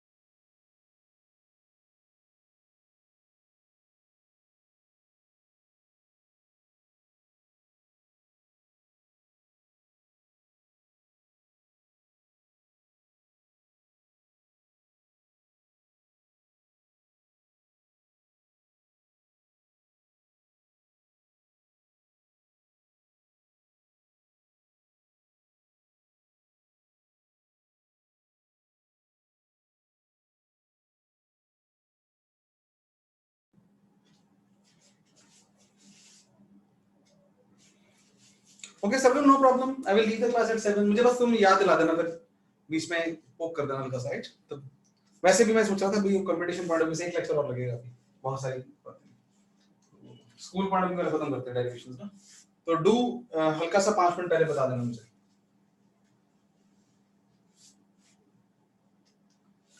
We are going to do now electric field due to a uniformly charged sphere, spherical shell.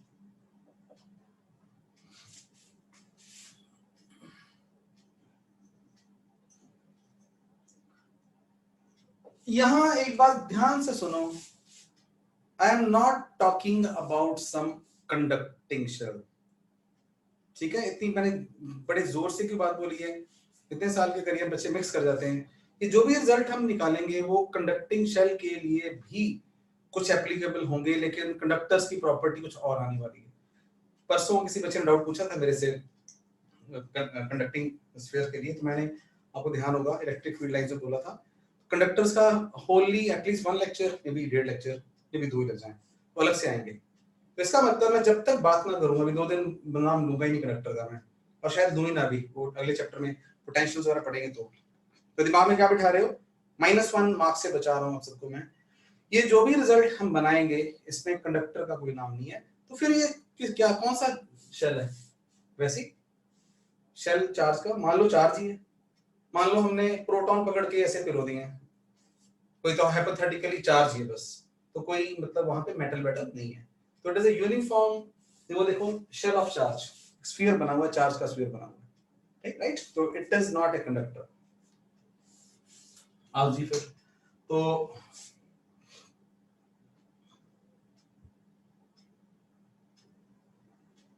ये हमें दे दिया किसी ने,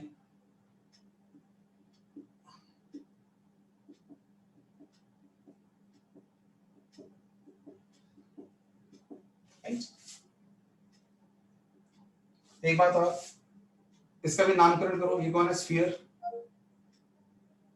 According to Wikipedia.organization, tin is a chemical element with तो sphere of charge Q and radius R, मैं यहीं पे लिख रहा हूं, अरे ये उसका सेंटर है। तो हमारे ना 3 इंटरेस्ट होंगे, एक स्फीयर के बाहर कुछ कहानी और होनी चाहिए, और एक स्फीयर के अंदर, और एक स्फीयर के जस्ट सरफेस पे बोल देते हैं, लेकिन जस्ट आउटसाइड द सरफेस। तो ये 3 पॉइंट्स, कुछ जनरल पॉइंट हम P लेने वाले हैं, और यहाँ पे इलेक्ट्रिक फील्ड ढूंढना चाहते हैं। अगर ये P पॉइंट है तो भाई साहब इसका कोई ना कोई डिस्टेंस भी होगा, एक यहाँ ढूंढेंगे, एक हम जस्ट यहाँ ढूंढेंगे, और एक कोई पॉइंट हम यहाँ ढूंढेंगे। मैं इनको नंबर दे देता हूँ फॉर कन्वीनियंस। तो ये हो गया outside, just outside the surface and inside, right? तो to find electric field at point P at a distance r from the center. Case 1, when r is less than, oh sorry, r is, मैं करना चाहूंगा greater than r। तो technical term आ गई, r greater than r का मतलब कहां पे आ गया? Outside the sphere. तो जी मैंने फील्ड ऐसे बना दिया, तो आप अग्री करते हो फील्ड ऐसे बाहर भी होना चाहिए? कोई कारण है आपके पास बताने का कि फील्ड, मैंने कह दिया कि फील्ड इधर को है, outward, do you have any reason कि ये फील्ड इधर को ही है, ऐसा ही होना चाहिए यहाँ पे? बताओ मेरे बच्चे। पॉजिटिव चार्ज, और कोई रीजन? रिपेल, और कोई रीजन? रीजन क्या है? क्या रीजन बोलोगे पेपर में? थोड़ा सा ऐसे क्यों नहीं चला गया, ऐसे टेढ़ा, ऐसे, है ना? ये भी तो परे ही है। थोड़ा सा इधर क्यों नहीं, ऐसे क्यों लिया? यस, देवांश ने हमें याद दिलाया सिमेट्री। अब ये स्फीयर है, स्फीयर। अब चार्ज देखो, क्वेश्चन क्या है कि बातें समझने वाली है। यहाँ पे चार्ज एक पॉइंट पे तो नहीं है, बिल्कुल नहीं है, ध्यान दो। चार्ज बिखरा हुआ है, ये क्यू चार्ज है ना, यहाँ ये सारा बिखरा हुआ है क्यू चार्ज। तो इन रियलिटी मैं आपको बता दूं, ये न्यूटन ने प्रॉब्लम सॉल्व करी थी नॉट चार्ज पे, मास के लिए, और उसने 20 साल ले लिए थे, इंटीग्रेशन मतलब बना दी थी इसके बेसिस पे, आप सब लगाओ। तो यहाँ पे जो हम कर रहे हैं, तो it is not circular, it is not circular. मैं तभी मैं अपने बच्चों को ना पास होते में थप्पड़ मार रहा हूँ छोटा सा। स्फीयर है, स्फीयर, इमेजिनेशन करो, यस ना बोला करो, नो भी ना बोला करो। यहाँ स्फीयर की बात हो रही है ना, सर्कुलर आर्क नहीं है, it's not circular arc, it is sphere. बात चल रही थी, आओ बात आ रही थी गॉस लॉ की। गॉस लॉ हमने यूज करना है, क्या यूज करते हुए? मैंने जैसा आपको बोला था ना कि मैं क्वेश्चन बना सकता हूं, दैट इज कांसेप्चुअल। जब मैं वर्ड करता हूं, आप ये मत सोचना मैं को घमंड कर रहा हूं, मैं आपको कांसेप्ट फिजिक्स सिखाना चाह रहा हूं। नीट और जेईई उसके अंदर आ रहे हैं, अपने आप आते जाएंगे। तो बात चल रही थी गॉस लॉ की एप्लीकेशंस हम नहीं कर सकते जब तक हम सिमेट्री को इन्वोक ना करें। तो यहाँ पे हमने कहना है ये स्फीयर है, इसका फील्ड किधर होगा हमें नहीं पता था, लेकिन क्योंकि स्फीयर और यूनिफॉर्मली चार्ज। अगली बात तो ये एमसीक्यू है, एमसीक्यू बन गया मान लो आप, अगर मैंने ध्यान से ना पढ़ा क्वेश्चन तो। नॉन यूनिफॉर्म होगा तो पता नहीं क्या होगा, गॉड नोस। यहाँ फील्ड है, मुझे नहीं पता कहाँ होगा, मैं नहीं जानता, मुझे पता नहीं। लेकिन यूनिफॉर्म डिस्ट्रीब्यूशन है, स्फेरिकल डिस्ट्रीब्यूशन है, देयर इज नो रीजन, और रीजन नजर नहीं आता कि there should be some preferred direction, कि फील्ड ऐसे हो जाए, ऐसे हो जाए। अवे भी होना चाहिए, और सिमेट्री है तो रेडियली आउटवर्ड। यस, क्लियर बात। फिर दो बातें हमने बोली, पी पॉइंट पे हमने फील्ड देखा, तो यहाँ पे field will have a spherical symmetry, therefore it will be radially outward। तो फिर दूसरा फायदा क्या होगा, तो ये नोट्स में मैंने लिखा होगा वहां पे, ठीक है आपके, तो इसलिए मैंने बोल दिया। तो अब V पे हमारा क्या फर्ज बनता है, क्या बनाए हैं? यस, यहां भी दो चीजों को डिफरेंशिएट करो। एक तो स्फीयर है हमारे पास, ये रियल स्फीयर है हमारे पास मिला हुआ है, और उस रियल स्फीयर पे चार्ज Q है, रियलिटी है, उसका अपना रेडियस R है, वो एक अलग चीज है। अब हमने छोटे r पे डिस्टेंस पे फील्ड ढूंढना चाहा, तो हमने अपनी मर्जी से एक स्फीयर ड्रॉ किया। ये जो मर्जी से ड्रॉ किया, इस भाई साहब का नाम क्या है बताओ? ये जी है स्फेरिकल गॉसियन सरफेस। तो पेपर में अंग्रेजी लिखोगे पूरी प्रॉपर आप, draw spherical Gaussian surface of radius small r passing through point P। और जब गॉस लॉ अप्लाई करना है, वो हमने हमेशा कहां अप्लाई करना है? गॉसियन सरफेस पे। ये 1 मार्क क्वेश्चन भी आ सकता है आपको, अब तो क्या वो चेंज कर दिया, ऑब्जेक्टिव से बना दिए तो भी। What is the Gaussian surface on which the Gauss law is applied? Very good. तो फिर आगे अब हम अपनी लाइफ थोड़ी आसान करने लगे हैं। ये लो जी, तो यहाँ पे मैं सारी ड्रामे नहीं करूंगा, मुझे याद है कि आपको अब याद होगा थीटा 0 है, तो flux linked with closed surface E dot dA,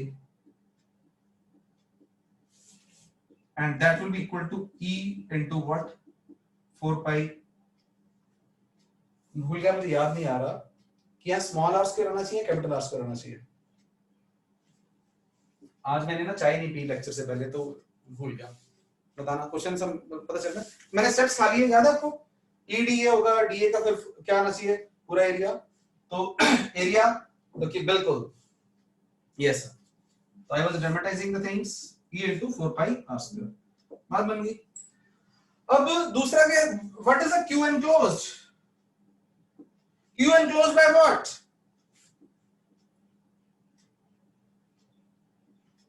Q enclosed by the Gaussian surface। लो, ये सारा का सारा चार्ज का स्फीयर उसके अंदर ही तो है, तो इसका मतलब इस केस में जो Q enclosed, यही Q enclosed का काम कर रहा है, ये सारा का सारा Q। बात बन गई। क्या यूज करना है हमने? Applying Gauss law.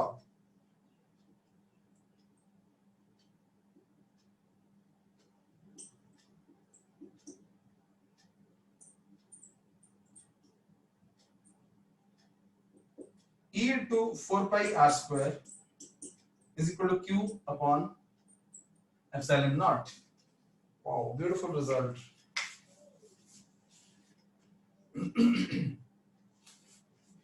सरगुन, मुझे याद आया, मैं कोशिश करना कि आगे से फ्यूचर में, क्योंकि मैंने शुरू में अनाउंस किया होगा, याद होगा आपको कि 5 to 7 क्लास है, which I will pull down to 7:30 as well. तो अगर पॉसिबल है तो वो आज का तो हो चुका, तो वो स्लॉट खाली रखो प्लीज एटलीस्ट 7:30 तक के लिए, राइट? तो ये सब तुम नोट कर लेना इस बात को, मतलब हो सके तो खाली रखो बस इसको मेरे लिए, आप ना, जो मेरे लिए वो आपके लिए बेसिकली।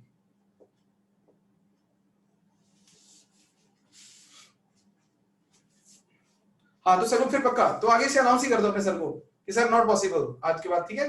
चाहे मैं अभी 1 महीना ना लूं क्लास, लेकिन मुझे चाहिए धीरे धीरे टाइम में, 7:30 तक, 7:45 धीरे धीरे हम करेंगे इसको।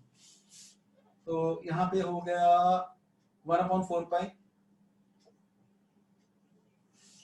r less than r outside के लिए। There is some curious result. What is curious in this?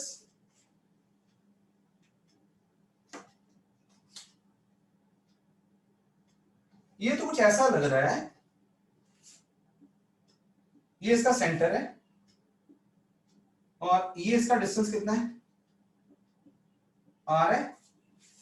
तो यहां पे हमें r डिस्टेंस पे फील्ड चाहिए जो कि मिला 1/4 pi epsilon naught q upon r square. तो ये सारा चार्ज एक पॉइंट पे तो नहीं है ना, बिखरा हुआ है, ओके गुड है। अब मैं मेरी लैंग्वेज सुनना, अगर कोई चार्ज पूरा का पूरा चार्ज सेंटर पे पड़ा होता, यहां कोई, इसको इफ कर लो, है नहीं है, ठीक है, अगर होता तो उसका यहां पे फील्ड कितना होता, it would have been same, because Q charge ये ना होता, ये होता, तो इसका यहां पे तो भी क्या होता, r डिस्टेंस पे दिस। तो this is called which is statement of shell theorem. ये +1 में भी करते हैं, लेकिन +1 में आती है मास के लिए, ग्रेविटेशन के लिए, वो बातें बाद में करूंगा मैं, कंप्यूटेशन जब हमने +1 भी आपको रिवाइज कराऊंगा, यू नो, तो तब भी हमने जान लगानी है। तो फिलहाल what is shell theorem then?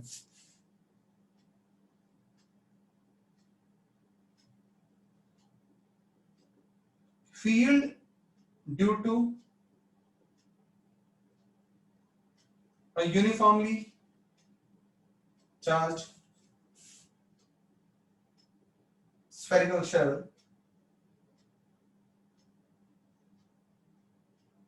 at any point outside is same as if whole charge of shell will placed at its center। English में लूज हो सकती है, लेकिन मैं यहाँ पे 1 मिनट और बेसिक करना चाह रहा था, आपको समझ आ चुका है। हिंदी में सिंपल सी बात है कि कहता फिर शेल का चार्ज सेंटर पे है नहीं है ना, ना ना, तो शेल का फील्ड इस तरह से है बाहर वाले पॉइंट्स के लिए जैसे शेल का सारा चार्ज यहां पड़ा हो। And this is going to be a game changing concept बच्चों। पोटेंशियल जब आएंगे तो थोड़ा टफ भी होते हैं वो, टफ सिर्फ मैं वर्ड बच्चों को टफ कभी यूज नहीं करता, लेकिन हम टफ होने नहीं देंगे, तो वो बहुत यूज होने वाला है यहाँ पे, राइट? इट इज नॉट तो टफ लगेगा आपको, ऐसा होगा नहीं। अब मेरे साथ आ जाओ यहाँ पे, इसको हम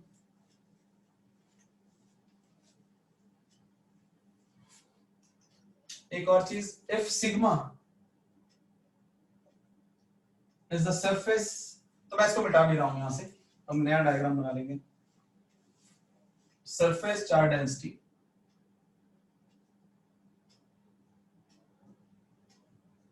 of shell, then Q is equal to कितना होगा, sigma into 4 pi r square. तो ये मैं मिटा चुका हूं, तो दोबारा ड्रॉ करना पड़ेगा मुझे कुछ बच्चों को कवर करने के लिए। ये यहाँ पे Q है, यहाँ पे सिग्मा है, तो एरिया इसका आएगा, याद है आपको, बढ़वा सिग्मा बार चार्ज अपॉन एरिया। मैं बच्चों को कवर कर रहा हूं जो गलती खाते हैं बहुत सारे, स्मॉल और कैपिटल आर में कंफ्यूज होंगे, तो क्योंकि हमें इसका चार्ज है, इसकी चार्ज डेंसिटी, तो इसका यूज होना है, तो यहाँ पे एरिया में कौन यूज हो रहा है, that is 4 pi are square. इसको यहाँ रिप्लेस करो, मेरे पे डिपेंड ना हो, तो ई का दूसरा फॉर्मूला बनाओ।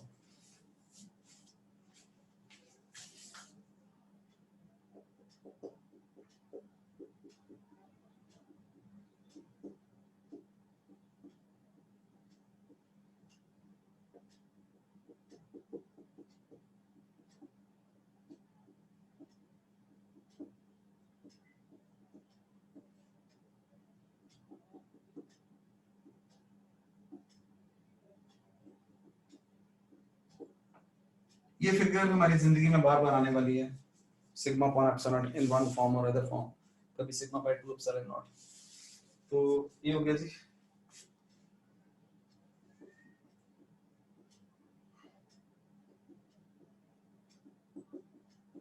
ये दोनों फिगर्स अलग अलग दी हैं, दोनों का मैसेज अलग अलग है,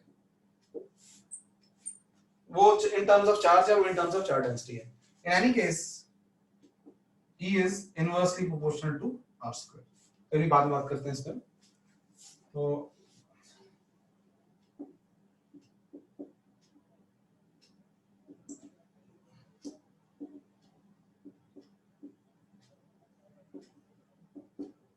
जस्ट आउटसाइड द स्फीयर क्या होगा, small r is capital R।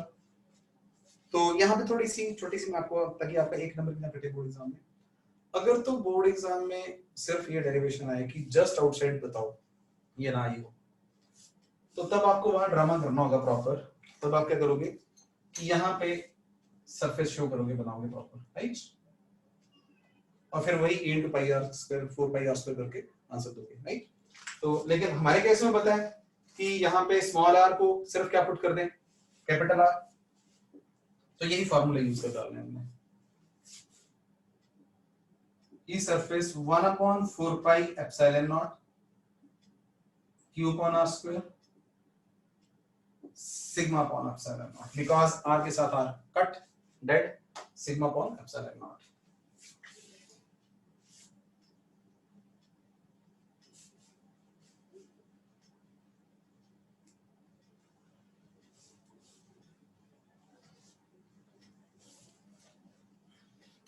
Third point,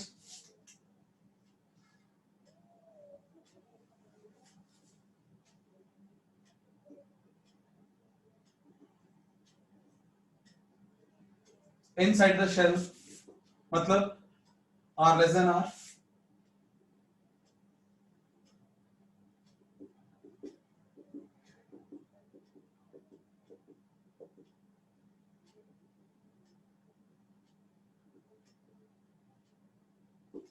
इस पॉइंट पे इलेक्ट्रिक फील्ड चाहिए मुझे, राइट।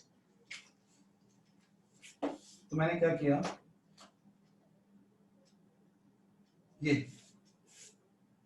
ये कौन है,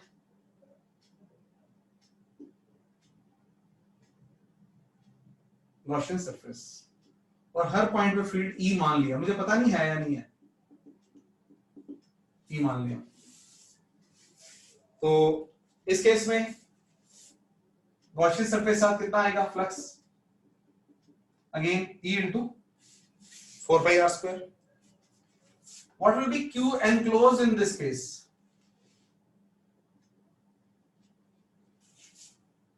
शाबाश,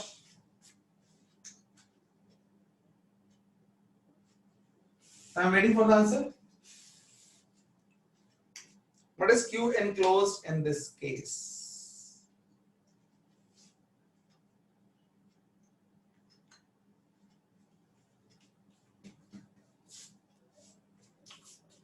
ए लड़की प्रभजोत, Q enclosed इसके अंदर,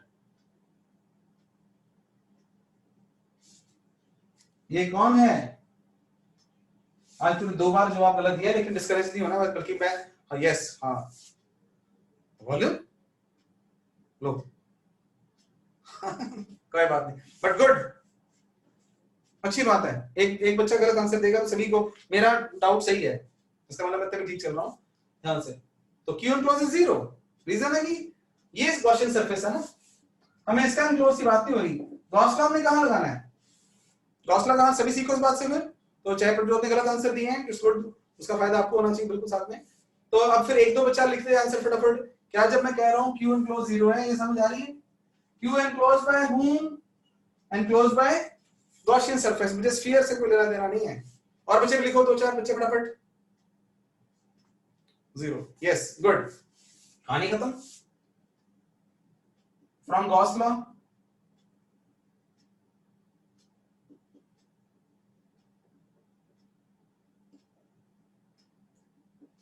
E into 4 pi r square is equal to 0 upon epsilon naught। अब r तो 0 है नहीं, रेडियस तो हमने लिया है ना अपनी तरफ से, तो यहाँ पे कुणाल पूछ रहा है कि एक्सप्लेन अगेन। वही कुणाल, ये सारा चार्ज शेल के ऊपर है ये, और अगर ना पता यहाँ, और कोई फील्ड हम क्या डिस्कस की इनसाइड द शेल, मैंने इसी तरह तो ये पॉइंट पे फील्ड देख रहे हैं और ये गॉसियन सरफेस है, इसके अंदर चार्ज पूछे कितना है, चार्ज तो सारा यहाँ पे है। शेल का मतलब क्या होता है, शेल पता है ना आपको, खोखला है, अंदर चार्ज नहीं है इसके अंदर, तो अंदर चार्ज ना होने की वजह से Q enclosed is what 0, ये बात आ रही है, ठीक है। अगर ना पता चला बोला तो भी हाँ, तो भी क्लास के बाद भी हो सकता है। इस केस में E कितना आ गया अंदर 0, ब्यूटीफुल रिजल्ट। इसमें और ब्यूटी क्या है कि R कहीं भी anywhere inside,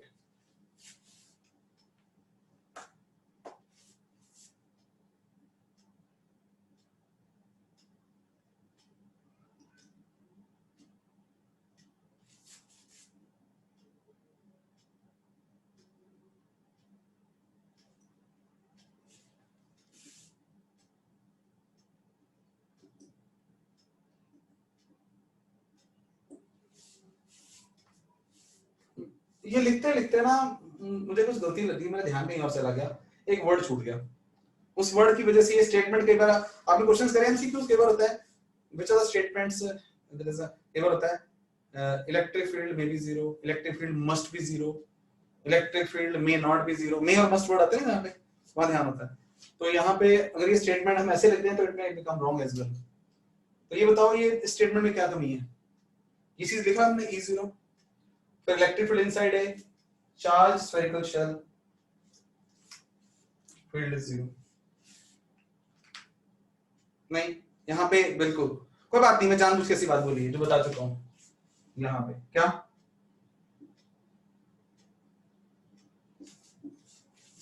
uniformly charge spherical shell, अगर यूनिफॉर्मली चार्ज तो 0 है, तो ये सारे हमने जो रिजल्ट्स निकाले हैं यूनिफॉर्म के निकाले हैं। तो क्वेश्चन एमसीक्यू आपके सामने, दैट इज कि अगर वहां पे आ जाए कि electric field inside ABCD options हैं, inside a shell is always 0, no. अगर भैया ये नॉन यूनिफॉर्मली है, कहीं पे कम है कहीं पे ज्यादा है, भगवान जाने क्या फील्ड, हमें नहीं पता। लेकिन अब आ जाओ anywhere inside uniform charge field is 0, इसका एक बड़ा जबरदस्त कॉन्सिक्वेंस है। और अगेन बिना बोर हुए याद करो, मैं कंडक्टर्स की बात नहीं कर रहा, कंडक्टर के लिए कुछ भी होगा वो और होगा, तब का तब देखेंगे। तो इसका कॉन्सिक्वेंस क्या है,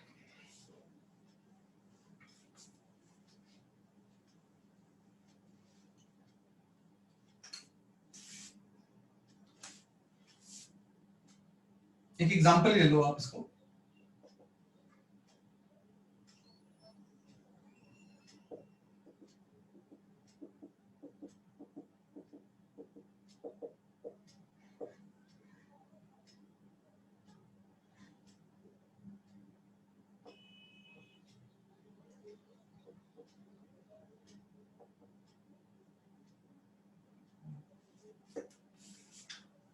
इस शेल के ना कोई दो हिस्से कर दो। सबसे बड़ी बात क्या है कि मुझे यहां कह रहा है, मैंने कहा अभी कि इस पॉइंट P पे जो इलेक्ट्रिक फील्ड है ना वो 0 है। डज इट मीन कि यहां फील्ड ये चार्ज यहां इंपैक्ट नहीं डाल पाए? नहीं, ऐसा नहीं है। फिर आपने ये याद करना है उन सभी कुछ ऐसा होगा कि net field due to all charges inside a uniformly spherical shell is 0, उन सभी की सुपरपोजिशन 0 है। तो ये बात आपने याद करनी है। यहां पे 0 है, that is due to superposition of fields due to all parts. Again English लिखते हुए जरूरी नहीं सेम ऑल पार्ट्स से मतलब कुछ भी ले लो। तो फिर अगर मुझे बोले कोई यहाँ पे that is there is a, ये मैं हटा रहा हूं यहाँ पे,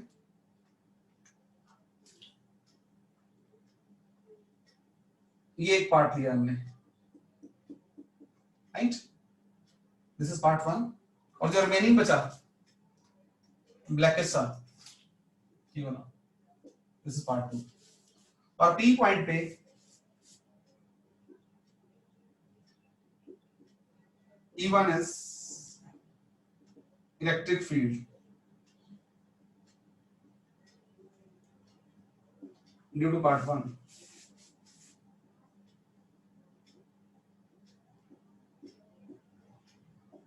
So what is E2?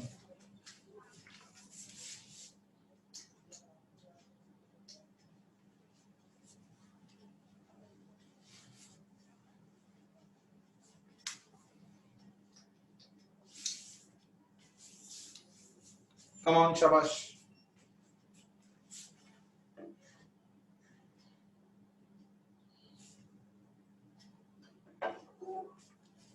वे सारे बच्चे कंट्रीब्यूट नहीं कर रहे, मैं अगली क्लास में बैठ नहीं देना वैसे, ये प्रभजोत ने ही सारा बीड़ा उठा रखा है आप सबके आंसर देने का ना, और बाकी कहाँ पे बच्चे, जसलीन, करण, नंदन, हरमन, ये बच्चे बीच में आते ही नहीं कभी आप, कई बच्चे सीनियर हो जाते हैं वो एज के साथ, ओस कोई बात नहीं,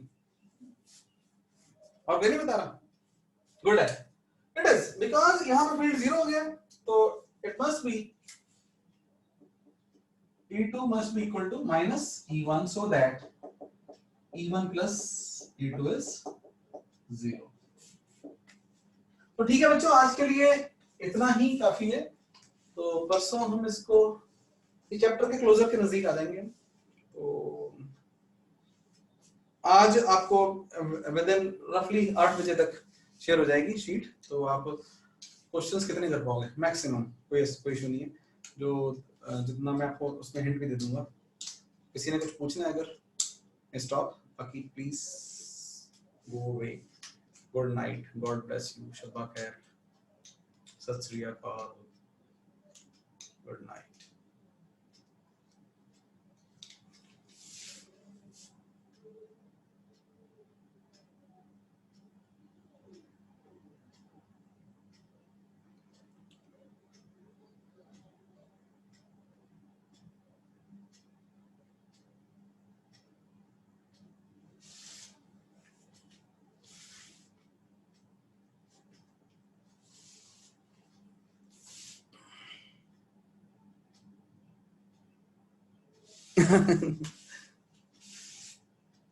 तो पहले कहा था नंदन, ये तो कहाँ जाओ, ये ठीक है, मैं बाहर चला गया,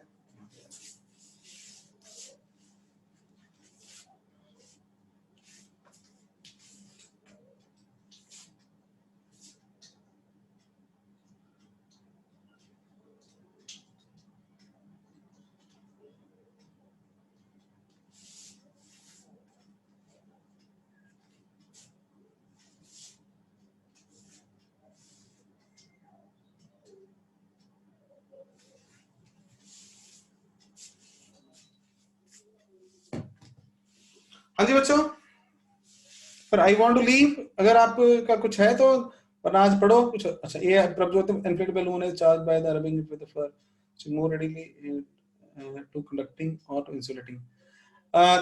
कंडक्टिंग में अपना प्रभजोत बेटा वो इंडक्शन ज्यादा आएगी ना, अभी इंसुलेटिंग का अभी आने वाला है, उसमें भी इंडक्शन होती है लेकिन वो कम होती है, दैट्स व्हाई उसको अट्रैक्शन ज्यादा मिल जाएगी।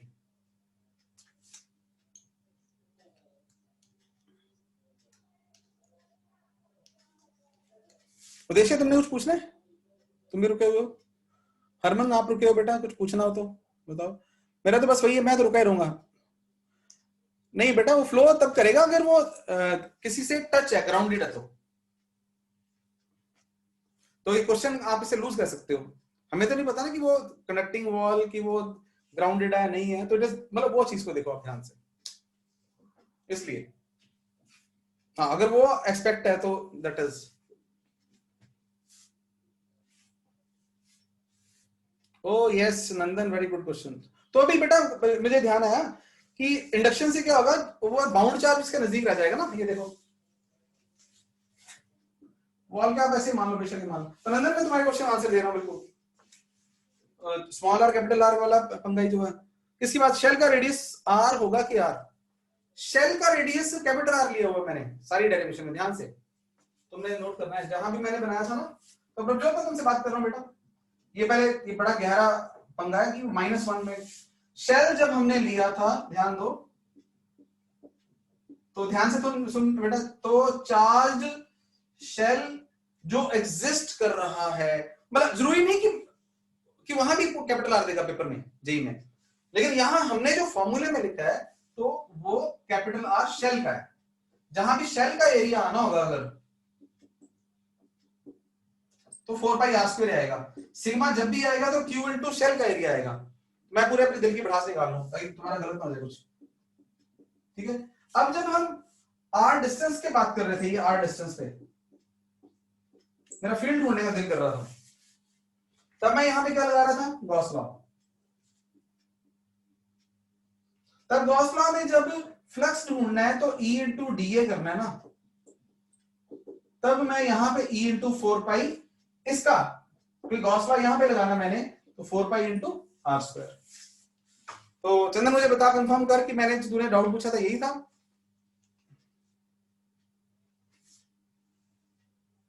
गुड है, इसको बड़े ध्यान से रिवाइज करो, गलती रहनी चाहिए वहां पे। ओके, तो प्रभजोत मतलब मेरे, अगर मैं यहां पे ले चलूं ना कि दैट इज, इसलिए इतना इसको जाने की जरूरत नहीं है।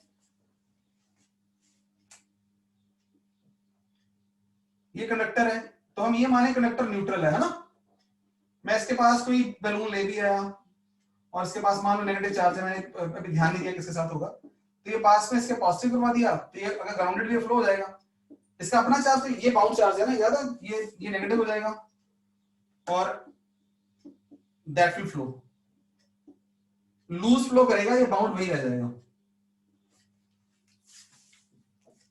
मैंने फास्ट बोला, अगर तुम्हारा दोबारा बोलो और अच्छे से एक्सप्लेन करता हूं कि अगर न्यूट्रल था तो यहां पे ये वाला चला जाएगा, इसका ऑपोजिट चार्ज यहां रह जाएगा इसके पास। इंड्यूस चार्ज पूरा पूरा फ्लो नहीं करता, एक याद होगा तो मैं पूरी तरह से, एक नियर वाला बाउंड है, दूसरे वाला फ्री है, free moves to the ground. Bye Nandan. Insulated में इंडक्शन कम होगी, मैं तुम्हें आपको बताऊंगा फिर, वो भी आना है, डाइलेक्ट्रिक्स आने हैं। तो अगर मैं यहां रखूं ना तो मैं इतना बता देता हूं, ये मान लो वुड है ना और ये कोई कंडक्टर है, तो दोनों चार्ज यहां लेके आऊं यहां लेके आऊं, तो कंडक्टर के केस में इंडक्शन ज्यादा हो जाती है, बस ये समझ ले, और वुड के केस में टूटी फूटी। तो ये अभी अगले चैप्टर में आना बेसिकली। तो इंडक्शन कम होने से, तो मतलब इंसुलेटेड वॉल है उसमें इंड्यूस चार्ज ही बड़ा कम आता है इंसुलेटर में, इसलिए उसकी फोर्स कम लगनी है।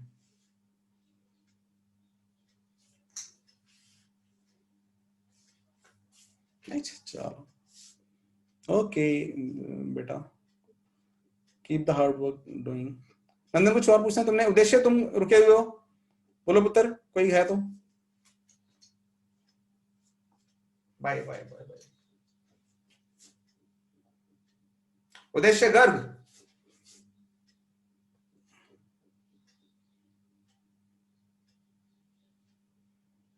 उद्देश्य सो गया मुझे लगता है, नंदन भी हो गया।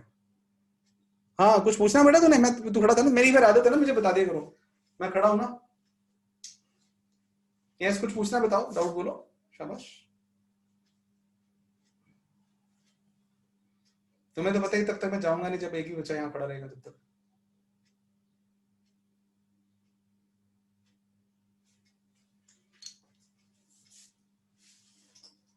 फ्लक्स कमिंग एंड गोइंग, बिल्कुल बिल्कुल।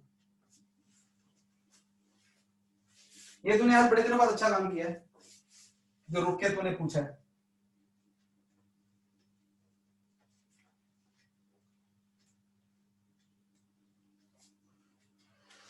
चल अपने मन में बोल, बता फ्लक्स बोलते किसको है, लाइंस को। लाइंस आ भी सकते, एंटर, ये देख ध्यान से, कल हमने किया था, अगर ये कोई क्लोज्ड सरफेस है, यहां जब +Q चार्ज रखा था तो ये लाइंस बाहर को आ रही थी, याद आ रहा है? तो ये सरफेस से लाइंस मुझे बताना इनवर्ड जा रही है आउटवर्ड जा रही है। तेरा आंसर ये होगा इनवर्ड आ रही है तो आउटवर्ड जा रही है। माइनस क्यों रखा? लाइंस अंदर को आ रही है ना, तो ये आउट, ये लीव आउट का मतलब कैसा फ्लक्स है? ये लीव कर रहा है सरफेस को। और ये कैसा बता बता? अब तेरा यस या नो टाइप होना चाहिए। पहले इतना पता चला कि लीविंग किसको बोलते हैं जो बाहर को जाए, और एंट्रिंग इसको बोलते हैं। इस पे यस सर लिख या नो सर लिख।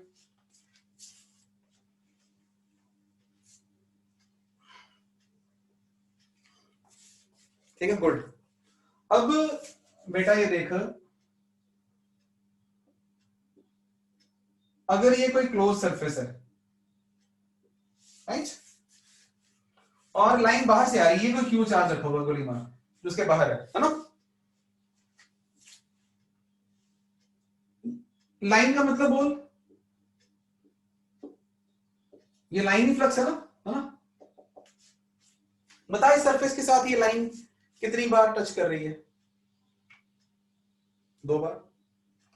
यहां पे इस वक्त मैं पूछूं ये सरफेस पे ये फ्लक्स क्या कर रहा है और यहां क्या कर रहा है? यहां बता, दोनों में यस और नो बोलेगा। 2 बार यस या 2 बार नो? Yes no. यहां पे एंटर हो रहा है और यहां पे क्या हो रहा है? लीव। ठीक है, तो जब भी बाहर से लाइनें आती है ना बेटा, वो एंटर भी करनी है लीव भी करनी है। अच्छा, कितनी एंटर हुई? एक एंटर हुई तो एक लीव करी। बाहर से कोई भी लाइन आएगी, ये आई, ये देख, ये एंटर भी करनी है लीव भी करनी है। मैं बोलूं फिर इससे फ्लक्स, अगर मैं बोलूं टोटल फ्लक्स कितना है इसके साथ, टोटल फ्लक्स 0, क्योंकि एंटर भी हुई और लीव भी होगी। प्लस और माइनस, ये माइनस और ये प्लस, आउटवर्ड तो पॉजिटिव बोलते याद आ गया। तो फिर अच्छा, अगर 0 है तो इसका मतलब जितना एंटर कर रही है उतना ही लीव कर रही है। Flux leaving is equal to flux entering. Clear हुई बात? ही कुछ और पूछना है? बता, शाबाश। सर जो आपने आज बताया था सर, आज वाला फॉर्मूला, हाँ, वो फ्लक्स एंटरिंग मतलब अलग अलग कैसे करना है सर वो फाइंड आउट? एग्जांपल जो थे ना, हाँ जी। उसमें देखिए सबसे बड़ी बात पता है क्या है कि फ्लक्स हमें सिर्फ वो पता चलते हैं, मैथ आसान होता है जहां पे कभी कोई सरफेस हो ना अगर, और उसके फील्ड परपेंडिकुलर हो, तो हमें आसानी होती है फील्ड परपेंडिकुलर सरफेस के। तो एरिया वेक्टर ऐसे बनाते हैं, अगर इस केस में थीटा कितना आ जाता है बोल? 0। तो फ्लक्स कितना हो गया? E इंटू ए। अब हुआ क्या, ये स्फीयर था और किसने बड़ा था? ये क्या नाम था इसका? Uniform field. यूनिफॉर्म फील्ड का मसला था कि वो एंटर भी कर रहा है और बोल बस चल रहा है। पहले तो इस पे यस और नो, एंटर भी कर रहा है लीव भी कर रहा है, यस और नो? Yes sir. हाँ, तो अब क्या हुआ, लेकिन तुम्हें याद है ये यहाँ पे अगर मैं इसे कैलकुलेट करने चलूं ना यहाँ पे, तो यहाँ पे मुश्किल क्या आ रही है? यहाँ पे एरिया वेक्टर कुछ और है, यहाँ थीटा कुछ और है, यहाँ कुछ और है। हमने क्या करा था, तो अब याद कर, सीख कि जब स्फेरिकल सरफेस है और अगर मैं इस पे भी यस मत करना भी, ये देख ये बहुत टफ चीज है। अब स्फीयर को 3D पे सोच रहा, स्फीयर को अगर तू वैसे देख रहा है जैसे एक साइड से देखे और सर्कल नजर आता नहीं आता, अब यहां से बनाया तो अगर तू सामने से भी देख रहा है तुझे सर्कल ही नजर आ रहा है। तो क्या हो रहा है कि अगर मैं इसका सेंटर वाला पार्ट ये सर्कल सा बना दिया, अब जो लाइन बोलूंगा यहां से फ्लक्स क्या कर रहा है बोल? एंटर। एंटर। यहां से क्या कर रहा है? लीव। वो इस सर्कुलर फेस से गुजर रहा नहीं गुजर रहा? जो स्फीयर होगा उससे सर्कुलर फेस से गुजरेगा। और अब क्या होगा, इस सर्कुलर फेस पे मुझे कैलकुलेट करना आसान है, क्यों? ये ई है और इसके लिए ई और सरफेस हमेशा क्या है आपस में? परपेंडिकुलर। हम क्या कह रहे हैं फिर कि जो टेढ़े मेढ़े सरफेस के अंदर एंट्री करनी है, जो टेढ़े मेढ़े सरफेस से लीव करना है, वही सर्कुलर सरफेस से भी होके गुजरेगा जो उसका प्रोजेक्शन होगा। पहले इस पे हाँ या ना कर दोबारा। Yes sir. लगा पता ना? तो फिर कहता जो एंटरिंग है या लीविंग, हम क्यों ना ये निकाल लें, ये सर्कल बाहर निकाल लो उठा के, ये लो, और इस सर्कल के फील्ड हर जगह पे क्या है बोलो, परपेंडिकुलर। तो it will be simply what, E into A हमेशा नहीं यूज कर सकते ना, इस केस में A थीटा यहां पे 0 है, तो फ्लक्स कितना आ गया, E इनटू व्हाट A, कितना हुआ E into pi are square. अगर कैसे पूछे sir? What is total flux, कहना 0, क्योंकि एंटर और लीव इक्वल है। अगर पूछे एंटर कितना कर रहा है, कहता E into pi are square, कल लीव कितना कर रहा है, E into pi are square. Enter वाले में हम लगा देंगे minus E into pi are square, leave वाले में E into pi are square plus लगा देंगे। अब सिमिलरली देखना, तेरा मैथमेटिकल बैकग्राउंड कम है तो तुझे जान ज्यादा लगानी है हमेशा। ये देखो, अब समझ रहा, जो यहां से फील्ड जा रहा होगा, वो यहां से भी जा रहा है और यहां से भी जा रहा है। ये कर्व्ड वाला पोर्शन है 1, ये कर्व्ड वाला 2 है। तो मुझे इतना बताना है तूने, जो यहां से एंटर मार रहा है सिलेंडर के टेढ़े मेढ़ी चीजों से, वहां थीटा हर जगह पे अलग अलग है, लेकिन इसके लिए यहां से गुजरेगा नहीं गुजरेगा बोल, ये रेक्टेंगल से, यस सर, गुजरेगा। तो ये रेक्टेंगल की कितनी वो है 2r होएगा, और हाइट कितनी है बोलो h। तो इस रेक्टेंगल के फील्ड हमेशा क्या है बोलो, परपेंडिकुलर। तो जो मतलब प्रोजेक्शन ले लिया हमने, तो इस केस में फ्लक्स कितना आया, E इंटू इसका एरिया कितना, E into 2r into h। ठीक है सर। ठीक है, और इस पे ध्यान लगाना, और बता और कुछ। सर जैसे हमने सर, अगर ये परपेंडिकुलर की बजाय एक चीज बताओ सर, जो फ्लक्स आ रहा है वो जा रहा है, तो सर अगर एक फ्लक्स आया तो उसका थीटा तो दोनों साइड पे सेम ही होगा ना? हाँ, लेकिन बात ये ना कि कर्व्ड वाले, यहाँ बात क्या चल रही थी कि कर्व्ड वाले पे कैलकुलेट करना आसान नहीं है ना, कर्व्ड वाले पे थीटा यहाँ कुछ आ रहा है यहाँ कुछ आ रहा है। हमने क्या किया, तो इस पे सोच रहा कि जो यहाँ हाँ मत करना, तभी करना जो यहां से गुजर रही है लाइन है, ये कहां से गुजरी, कर्व से गुजर रही है ना, जो यहां से एंट्री मारी है कहां, वो इस रेक्टेंगल से गुजरेंगे नहीं गुजरेंगे बता। गुजरेंगी। तो कैलकुलेट करना किसका आसान है, वो जो कर्व सरफेस है उसका फ्लक्स आसान है या रेक्टेंगल वाले का आसान है? रेक्टेंगल। तो ध्यान दोनों का इक्वल। तो लाइफ जो मैथमेटिक्स मेरे से नहीं हो रहा है इसलिए रेक्टेंगल वाला कर रहे हैं, क्योंकि रेक्टेंगल के फील्ड हर जगह परपेंडिकुलर है, ठीक है सर। इसलिए सेम यहाँ पे था। बता, यहां से जो गुजर रही थी यहां से गुजर रही थी, यस लेकिन सर। ये कौन है, कर्व्ड है। कर्व्ड वाले का निकालना आसान है या मुश्किल है? मुश्किल। क्यों, क्योंकि वहां पे फील्ड थी, लेकिन इसके परपेंडिकुलर है इसलिए इसका निकाल दिया। Yes sir. और कुछ? बस सर। चल ठीक है, ध्यान से करना, वही वाली बात मेरी तेरी, देखो हर तरह की होंगी, तो हम लगे रहेंगे, कोशिश करेंगे अपनी। Yes sir. चल ठीक है, थैंक यू सर। ओके।